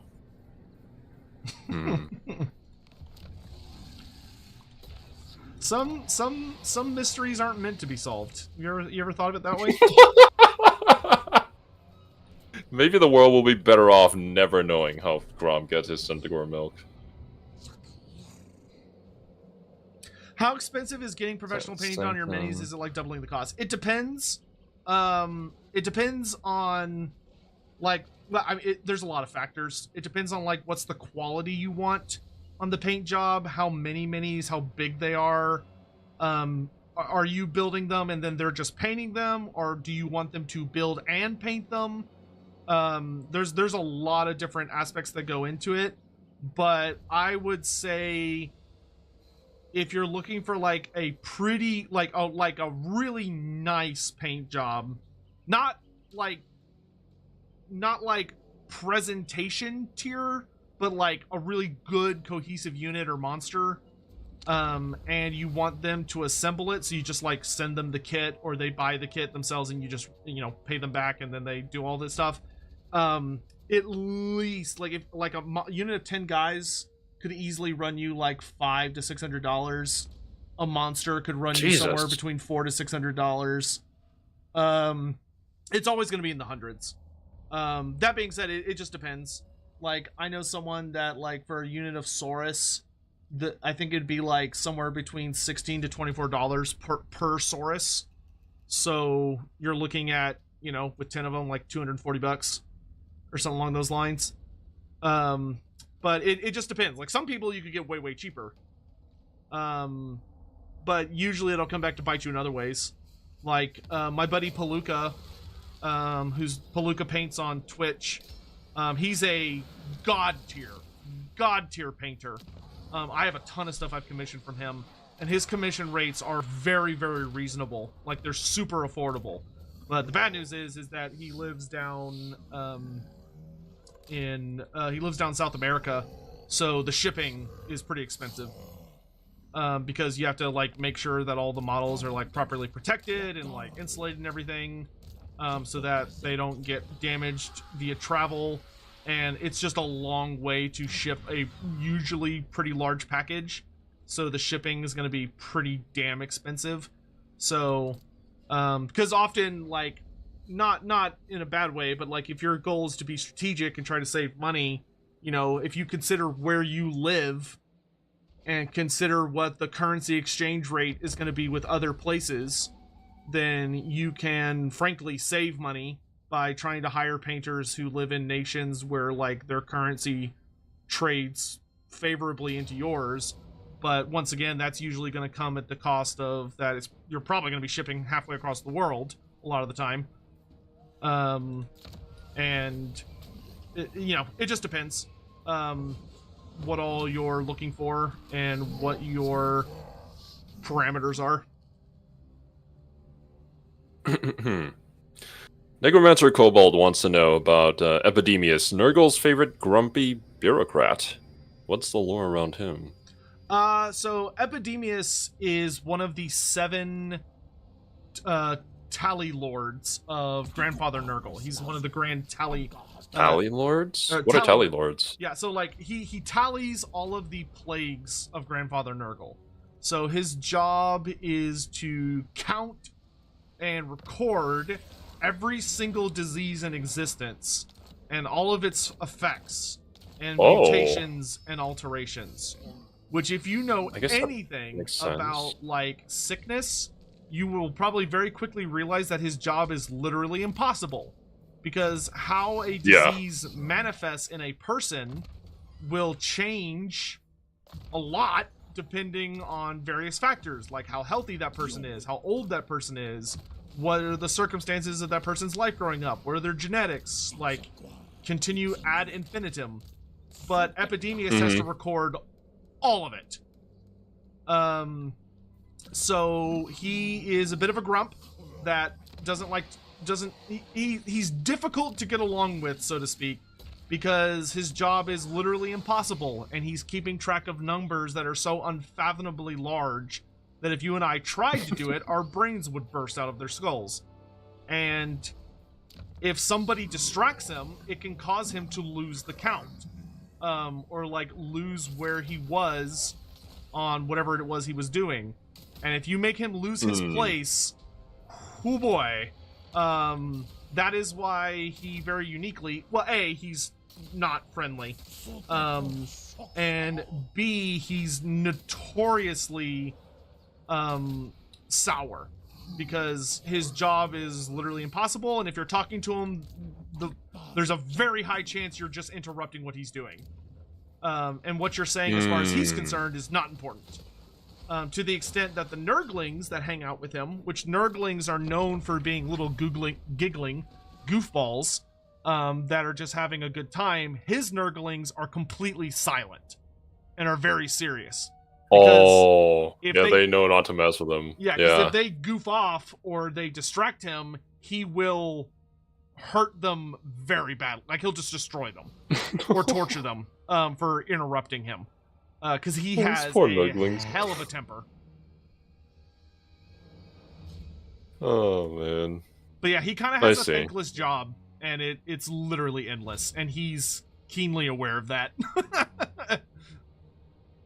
So that explains a lot about his design, then. I was wondering, because he's like, he goes around in his little mobility chair, and like he looks at his little chart over there, which is probably him like recording all the plagues, then.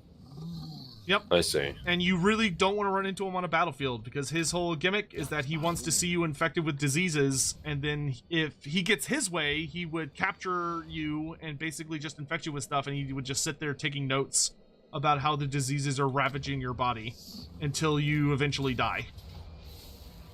If you're lucky.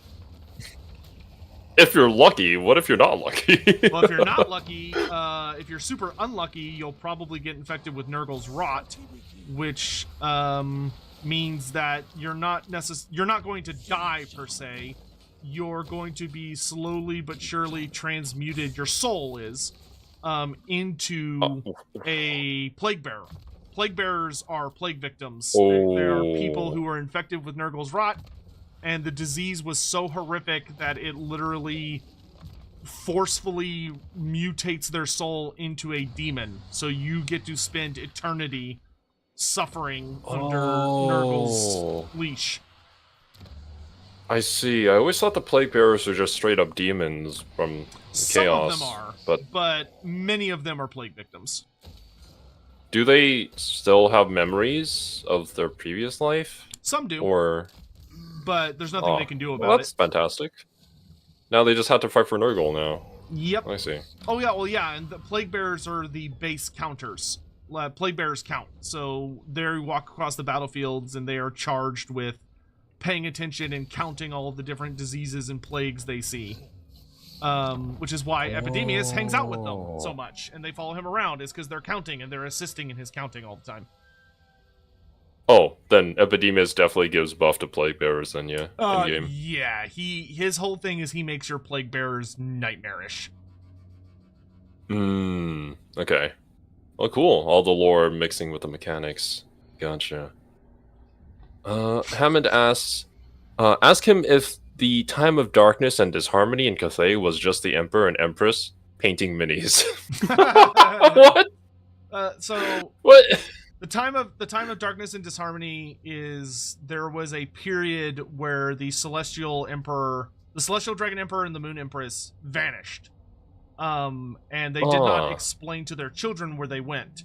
And they just peaced out. Or it was somewhere, I can't remember if it was 200 years or 400 years. But they just left. Without explanation, without warning. And so their children were just left to watch over the Empire. And having to like interpret what to do and handle any issues that came up and yada yada yada. And it led to a lot of strife and infighting and other issues. And it got so bad that it even culminated in the Monkey King taking advantage of all of the dragon children fighting one another, and he actually managed to successfully fight his way across the entirety of Grand Cathay and took the throne for himself. So he took the throne of Wei Jin with the help of the Skaven. I might not add the Skaven and Clan Eshin helped him out because they're everywhere, man. Yeah, they're just the best. After he took over the throne, all the dragon kids went, oh shit, and they set aside their differences and started fighting him. But even working together, the Monkey King is apparently so goddamn scary that they really were not, they were struggling. And right when things seemed like they were kind of reaching like the really bad final battle moment, that's when Mom and Dad came home. And this also coincided with the end of the Great War over in Kislev, where the Empire, the Elves, the Dwarves, and Kislev, and like everybody was punching chaos, and Azavar Kul, who was the Everchosen at the time, got killed. But that was when Mom and Dad came home, and when the Celestial Dragon Emperor started coming in, him and his wife, the Monkey King was like, I should go. Like, this is fun. He's like, yeah, I'm not gonna mess with that. You know what? I got places to be. I got stuff I gotta do. I'm out.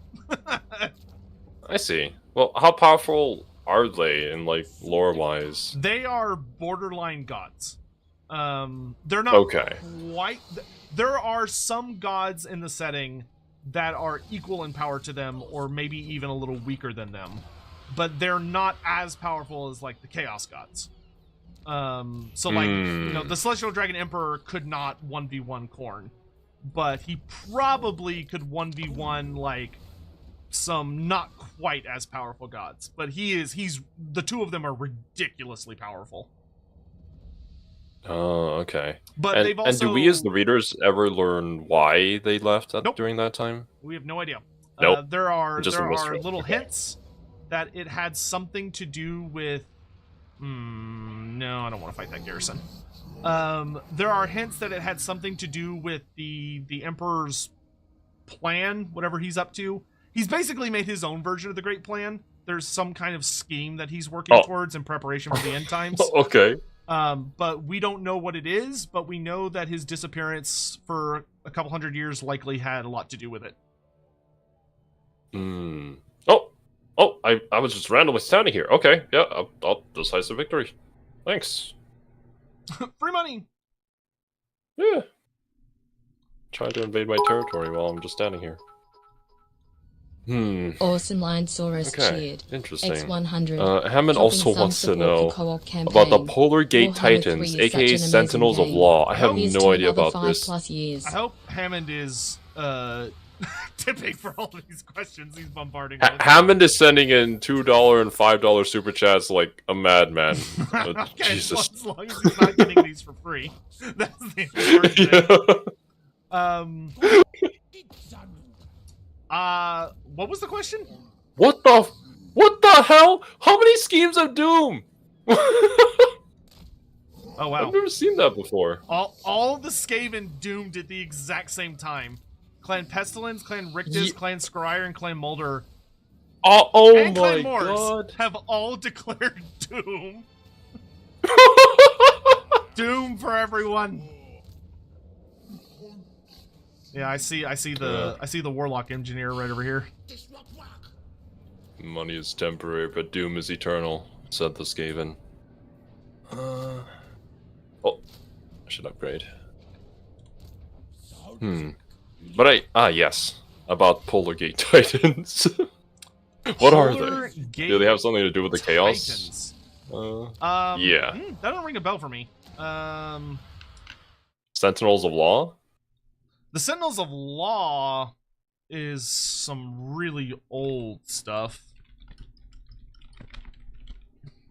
Those would... Oh, okay, that's back with the Gods of Law. That is old. Phil 5,991 like, cheers. super old. X100. I would Is that the women you might heard so much about recently? So essentially they... Yeah, those would kind of be like almost greater demon equivalents to... So way back in the early days of Warhammer Fantasy, like around like 3rd edition to 1st edition type ballparks. Chaos was not. There were two sides to the coin. There were the gods of law and the gods of chaos. They were enemies, and they were also, I think, just stolen completely and utterly straight from Michael Moorcock, who the vast majority of chaos is just directly ripped from. But it has the chaos of Warhammer Fantasy has eventually evolved into its own thing, but the gods of law got thrown in the trash.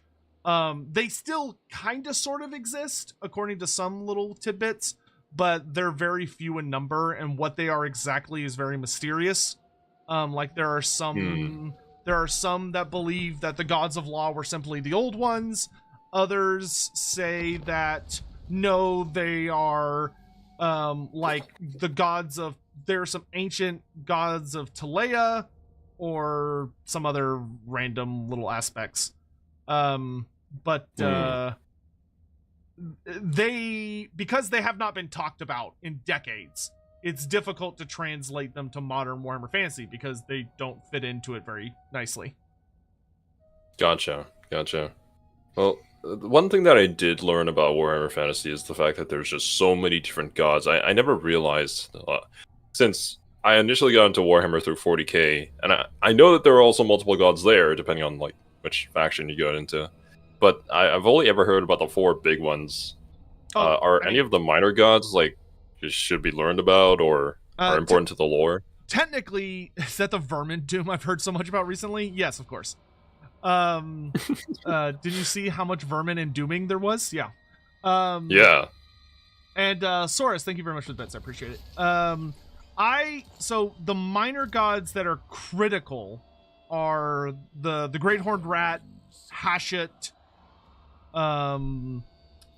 and then your gods that are not technically minor gods, but they're just from the non-chaos pantheon, like the Pantheon of the Empire, the Lady of the Lake, the new gods and the old gods, which so the Empire has 2 sets of gods, which are the classical gods and the old gods. And the old gods are your like Ulrich, Tal, Raya, so they tend to be gods of more like nature concepts. And then the classical gods are like kind of new age gods, by which they mean the southern gods. So that's where you get like Shalia, the goddess of healing and mercy, Myrmidia, the goddess of battle and strategy, Verena, the goddess of law and like justice, though more accurately law. And they all cover kind of like different aspects. I mean, technically, if you want to get really technical, Warhammer Fantasy has like thousands of gods. But the important ones, you could probably get away with narrowing it down to like 25 to 30-ish. Because it's like you got the Elven Pantheon, the Dwarf Pantheon, the Human Pantheon, which a lot of them have their own unique individuals that get inserted. Like the Lady of the Lake is obviously unique to Bretonnia. Sigmar is unique to the Empire. And then you got like, you know, the Kislevite Pantheon with the Great Orthodoxy. You got the old ones and Sotek for the Lizardmen, and it just kind of keeps going. That being said, like it just depends on what part of the lore you're like, oh, I want to learn about like this concept, because you know, they become more or less important depending on what angle you're looking at. Because if you're just dealing with chaos, for instance, then no, you really only need to know about the big 4, the Great Horned Rat, and Hashut. Like when it comes to chaos, that's pretty much it. You know, every once in a while you'll have somebody that'll come out and be like, oh, what about like Zuvacin or Malal? And it's like, shut up, nobody cares. Like those are too minor that you shouldn't worry about them. But so yeah. I never heard of Zuvacin before, but people have been telling me about Malal ever since I got into 40k. That was something Zuvacin to do with copyright. Is like insanely minor. Like even from an in-universe perspective, he's insanely minor. I see. What's my opinion of the Screaming Godchild? I think he's completely irrelevant because he literally only showed up for a comic book and that was it. And comic books What is a screaming godchild? He's literally that. He was a chaos god that was introduced in the Malice Darkblade comic book series, which did not sell super great and is not very well known. But every once in a while, you'll have some random ass YouTuber who will come make a video and be like, "This thing should be put in the game," and act like it's actually important to the setting, and it's not at all. Dang. Random ass YouTubers in shambles. Oh god. Yep. Yeah, they know who they are.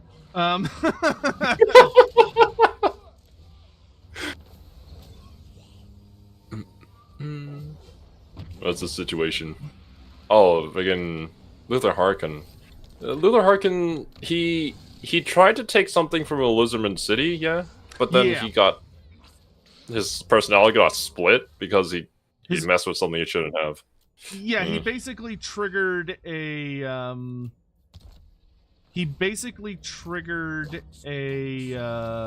trap that the Lizardmen had left behind to. There was like an abandoned temple city that he thought was just like completely defenseless. He could just walk in no problem and loot it, which he had done a bunch up and down the Lustrian coast. But when he turned his attention to this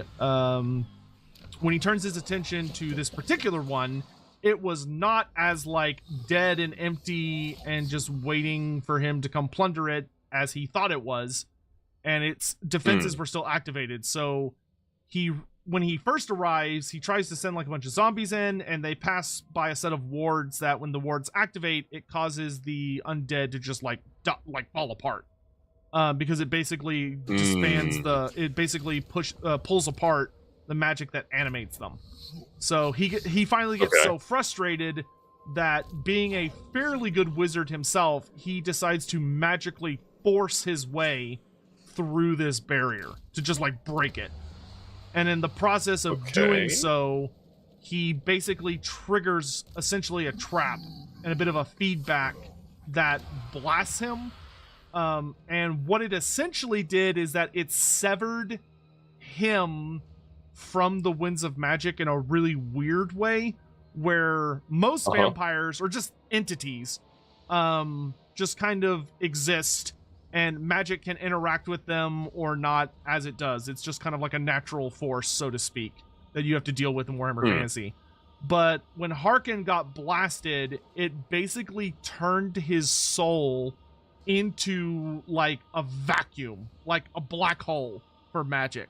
So he just absorbs magic around him, and magic cannot really affect him or touch him. Like it would essentially look like it just bounces off of him.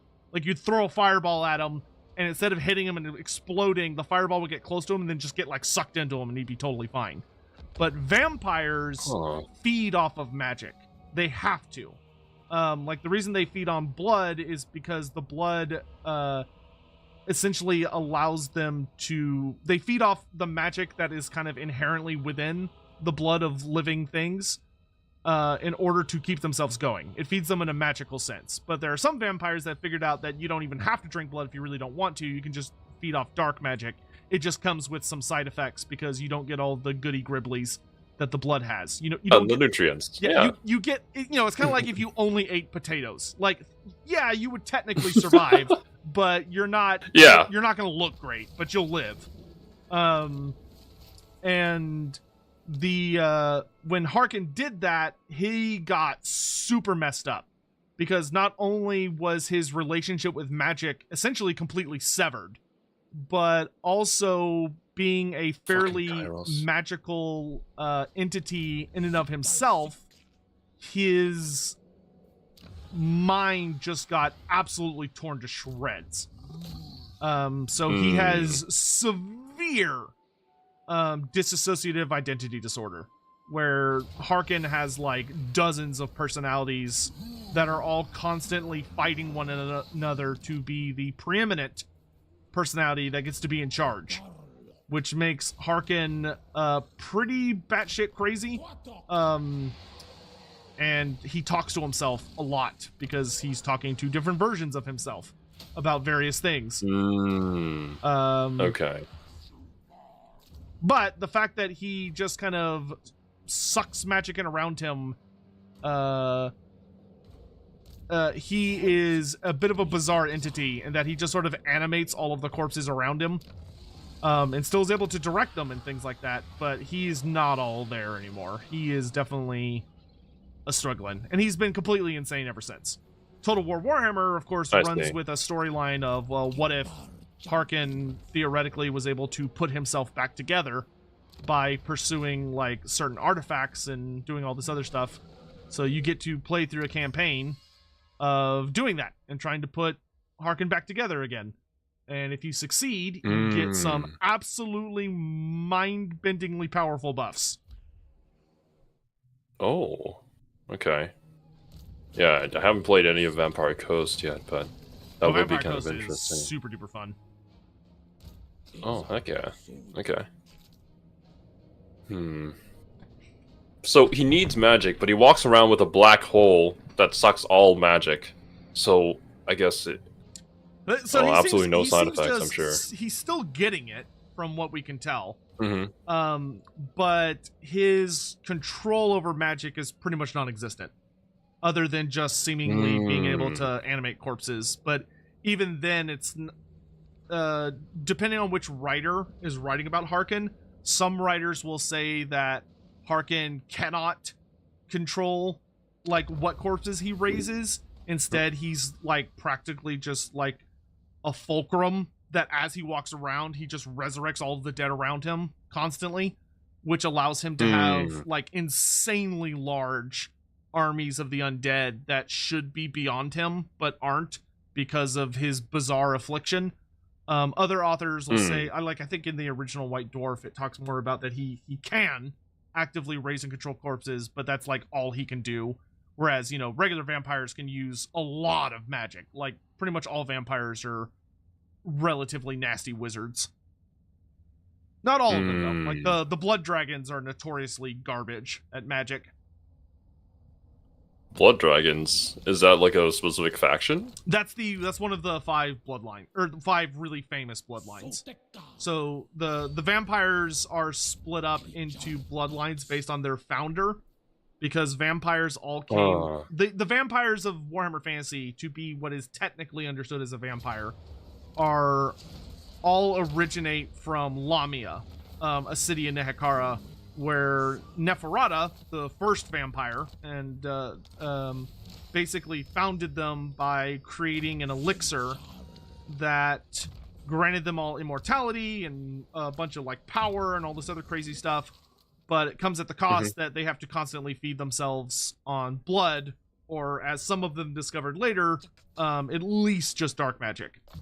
And they're of her original elixir of immortal life, which hers was quote-unquote flawed, because Nagash's version, Nagash also made an elixir of immortal life, but Neferata was trying to copy it. She made her own version, essentially, that she was attempting to copy. And her version, or Nagash's version, made it where you were immortal. Period. Like if somebody killed you and your body died, it was a minor inconvenience. You could, as long as there was like enough magic around and stuff like that, you would always come back sooner or later.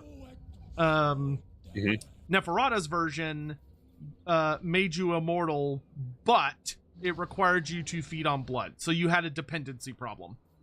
And many vampires also came with pretty severe flaws, for like their personalities or other aspects. And that original elixir was only created a single time, because there was something about it that apparently they were only able to do it once, I guess.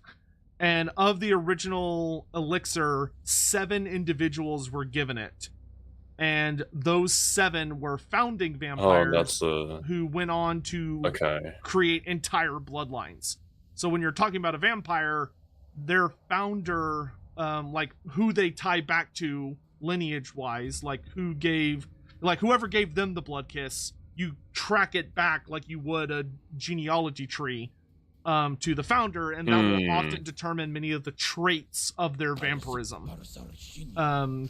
So like Lamians tend to be women, but they're always very gifted at they're often very gifted at stealth, diplomacy, using shadow magic, transforming into cats, or will have like a very strong affiliation with cats, and stuff like that. The von Carsteins are all descended from Vlad von Carstein. They have a strong affiliation with wolves and bats, and some of like a lot of those tends of elements, and they tend to have a much more balanced relationship between martial prowess and magic. The Lamians are really famously noted for being like super duper freaking fast. Like they're often the swiftest of vampires. The Necrarchs are by far the most magically gifted. They're the most powerful sorcerers by far, but they're also hideously ugly because they don't tend to feed on blood very often and prefer to just feed on dark magic. So they're like really, really nasty looking, very Nosferatu type appearance. And they're really fun. They tend to be the strongest wizards and also have like the largest undead armies because they specialize often in creating new forms of undead. And then you have your blood dragons, which are the descendants of Abarash, and they are like martial purists. So they're terrible wizards. They have no interest in magic, most of them. There are one or two exceptions, but the vast majority of them don't care about magic. But they are all about being like the best possible warriors they can possibly be. Gotcha. And then you got your Strigoi, which the Strigoi, due to a long story, are kind of exiled and banished from hanging out with all the other vampires, and they devolved into horrible ghoul-like creatures. So they are often known as Ghoul Kings, because they have the appearance of like big ghouls, and they tend to hang out with a lot of ghouls. That's why they look so different from the other vampires. Yeah, Okay, they're very bestial in aspect, and they tend to be the largest, and when it comes to like raw physicality, the most powerful. When it just comes to like sheer raw strength, but they tend to just kind of be like wild animals. I see. And then there are the two mysterious bloodlines, which one of them we knew a little bit about, which was the Jade vampires. And the Jade bloodline is in Grand Cathay. Their founder, Harakte, went to Grand Cathay. We know very little about them. We just know that they exist. And in the new Cathay lore, it was confirmed that they're still a thing and that they are still plaguing Grand Cathay to this day. And then the last bloodline does not have an official name, but their founder was Matt Mises, and he went south. So he went into the Southlands, into the jungles of the Southlands, and vanished from history. And we have no idea what his gimmick is. We don't know what his bloodline's called. We don't know what his like proclivities were. But there is... And it's likely he will never be explored because as a concept, he was always very much left open for players to create their own bloodline. So like if you were making an army or you were playing the roleplay game or whatever, and you wanted to make a vampire who like you completely designed them from the ground up and you wanted to give the bloodline all your own special little toys and stuff, then you could use that bloodline and just create your own lore. It was left as a fill-in space. Which they did the exact same thing with 40K, where you have the I was gonna say with the Space two Lost Marines. Primarchs, right? So that people can just make their own and be like, oh, I'm one of the Lost Primarchs, so I don't have to follow the rules. You know, I can make something very weird and unique. I mean, yeah, that's really cool. Like they offer so many different varieties, but also, if you want to do like your own thing. It's all in the role-playing aspect anyways. It's just good game design. Like, it's always good to just kind of leave a custom option for people that want to explore that. Yeah. Actually, speaking of custom, I should definitely at some point try out Daniel's campaign over here. It's an interesting one. You can build a bear him. There are elements of it that are fun. I really wish that CA would take another whack at it because it's not as good as it could be. Because they designed it a little too heavily around just Daniel. Like he himself is very fun, but it's frustrating how much the campaign can struggle when it comes to, like, your secondary army. Like, the second you make an army that's not Daniel, it's very easy to start running into problems, because the game wasn't really, or they didn't really design it with the forethought of, like, that it's supposed to be, because, like, the thing about it is it's supposed to be the Demons of Campaign, or the Demons of Chaos campaign. So it's supposed to be about playing unified Demons of Chaos, and that's not what it is. It's the Daniel party, and everything else kind of sucks. That's unfortunate. I see. So I hope at some point they'll take another whack at it, and maybe an update. But we can only hope. Ah, finally I got him. I have sacrificed. Oh, Croak. Yeah. I have sacrificed. Oh no. I sacrificed 700 Skaven so that I could get a new lord, because when you play a Tehenhauin campaign, if you sacrifice 700 Skaven, you get access to a unique red-crested skink chief character. Oh. You get the cool. legendary renown. I can't afford him right now because I have a Slon lord running around. But actually, yeah, I can. Just so you can look at him. So he's in Kayaks, which is my little capital. Kayaks all it's the on way the down coastline. south. Okay, I see him. Yeah. And if you look at him, he has a unique trait, which is absolutely fucking bonkers.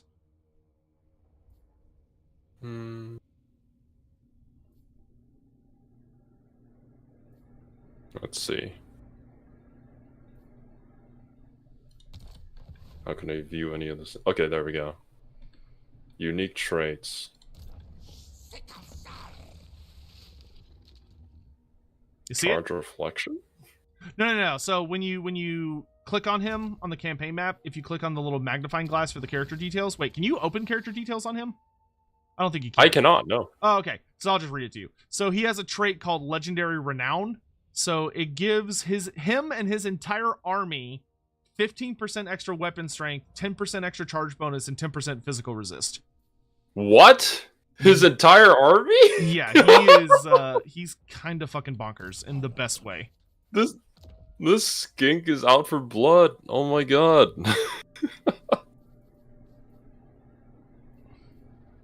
He's beautiful, and I love him. Is that toe? Oh, is that so? Is that so? Oh. Yep, there you go. Oh my god. Of course. Oh. I should have realized sooner. Think of like the stupidest way you can pronounce it. Yeah. Yep. Yeah, that's what I told you.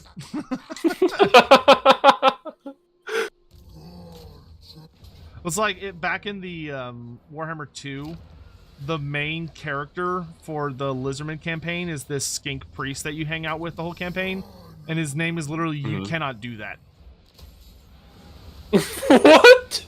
But it's like it's spelled in a really goofy way.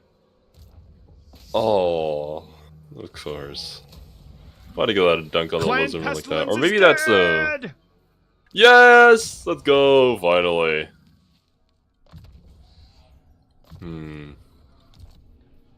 Good. I have purged Lustria of Skaven. Now I shall prepare to purge it of elves. What? No, not the high elves! They are not part of the Great Plan. Oh no! I guess that was like the thing about Lizardmen, yeah. Like, you know whose side they're not on, but it doesn't necessarily mean they are on your side. Tehenhauin is always best when you just play him as just full genocide campaign. Oh, like the elves are useful up until the millisecond that Lord Skrulk is dead. The second Lord Skrulk is dead, it's time to evict. Oh, Jesus. I see. That's valuable territory. I'm not going to let them have it. I mean, true. Citadel of Dusk is very juicy looking. Isian, thank you for the super chat. I really appreciate it. Yeah. Oxyotl is also down here keeping Tzeentch outfit. Give me the idea to have Harkin's vampires hire my roleplay pirate party to keep them together. That's funny. What would it be like to see a Black Ark approach from a ship? Seeing a Black Ark approach you as you're on a ship would literally be like seeing a mountain. Like it would literally be like you're out at sea, and you see what you think is an island, like a fairly large, tall island. And so your brain would go, oh, that's kind of crazy. Like, that there's just this giant island in the middle of the ocean. Like, wow, that's kind of wild. And as you... and then you would notice that it's moving. Like, it's not holding still, and it's getting closer. And you'd go, oh shit, it's not an island. It's something like, you know, the whole incident in the original Star Wars with like that's no moon because of the freaking Death Star. Oh, it's literally that. But you're like, you think it's an island, then it starts getting closer, and you go, oh no, it's so much worse. It is so much worse. That is not an island. That is something much larger. Wait. What are the Tomb Kings doing in Lustria? Huh? Yeah, there's a Tomb King faction there because back in Warhammer 2, the original start location for Khalida was on the Lustrian coast to just give her like a unique start position. Because the Vortex map, the old Vortex map in Warhammer 2, if I recall correctly, did not have Liberis on it. So like her side of the Southlands wasn't on the map. So they had to put her somewhere. So they stuck her in Lustria to add kind of a different experience. So you had Khalida in Lustria, Grand Hierophant Katep in Nagaroth, then Cetra and Archon the Black in Nehekara. That way there was kind of like a different set of experiences.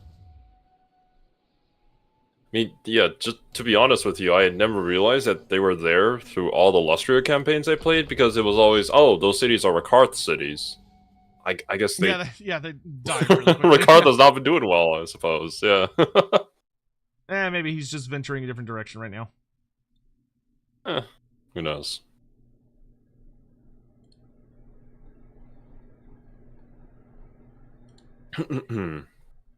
Read the Tomb King's faction name. They split from the DJ. A reliable source they don't like has DJ told Kato. Dual Shockers that one of the 3 new Total War Warhammer games in development is a Star Wars themed game. Star Wars themed game? What does that mean exactly? So they're saying, according to this source, which I'm dubious, they're saying that Creative Assembly is making a Total War Star Wars. Of one of 3 upcoming games, one of which I'm dubious. I feel like I'm curious if that person knows what 40K is, because I feel that it's guaranteed they're working on a Total War 40K right now. But if someone saw that and didn't know what 40K was, they'd be like, oh, it's Star Wars.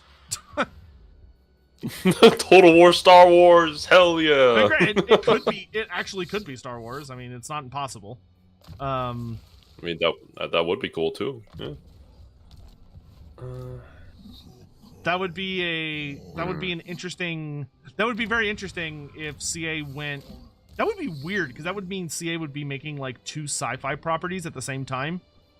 Because I once again feel very fucking confident they're already working on Total War 40,000, which would mean that they would be doing Total War 40,000 and Total War Star Wars simultaneously, which to me seems very unlikely.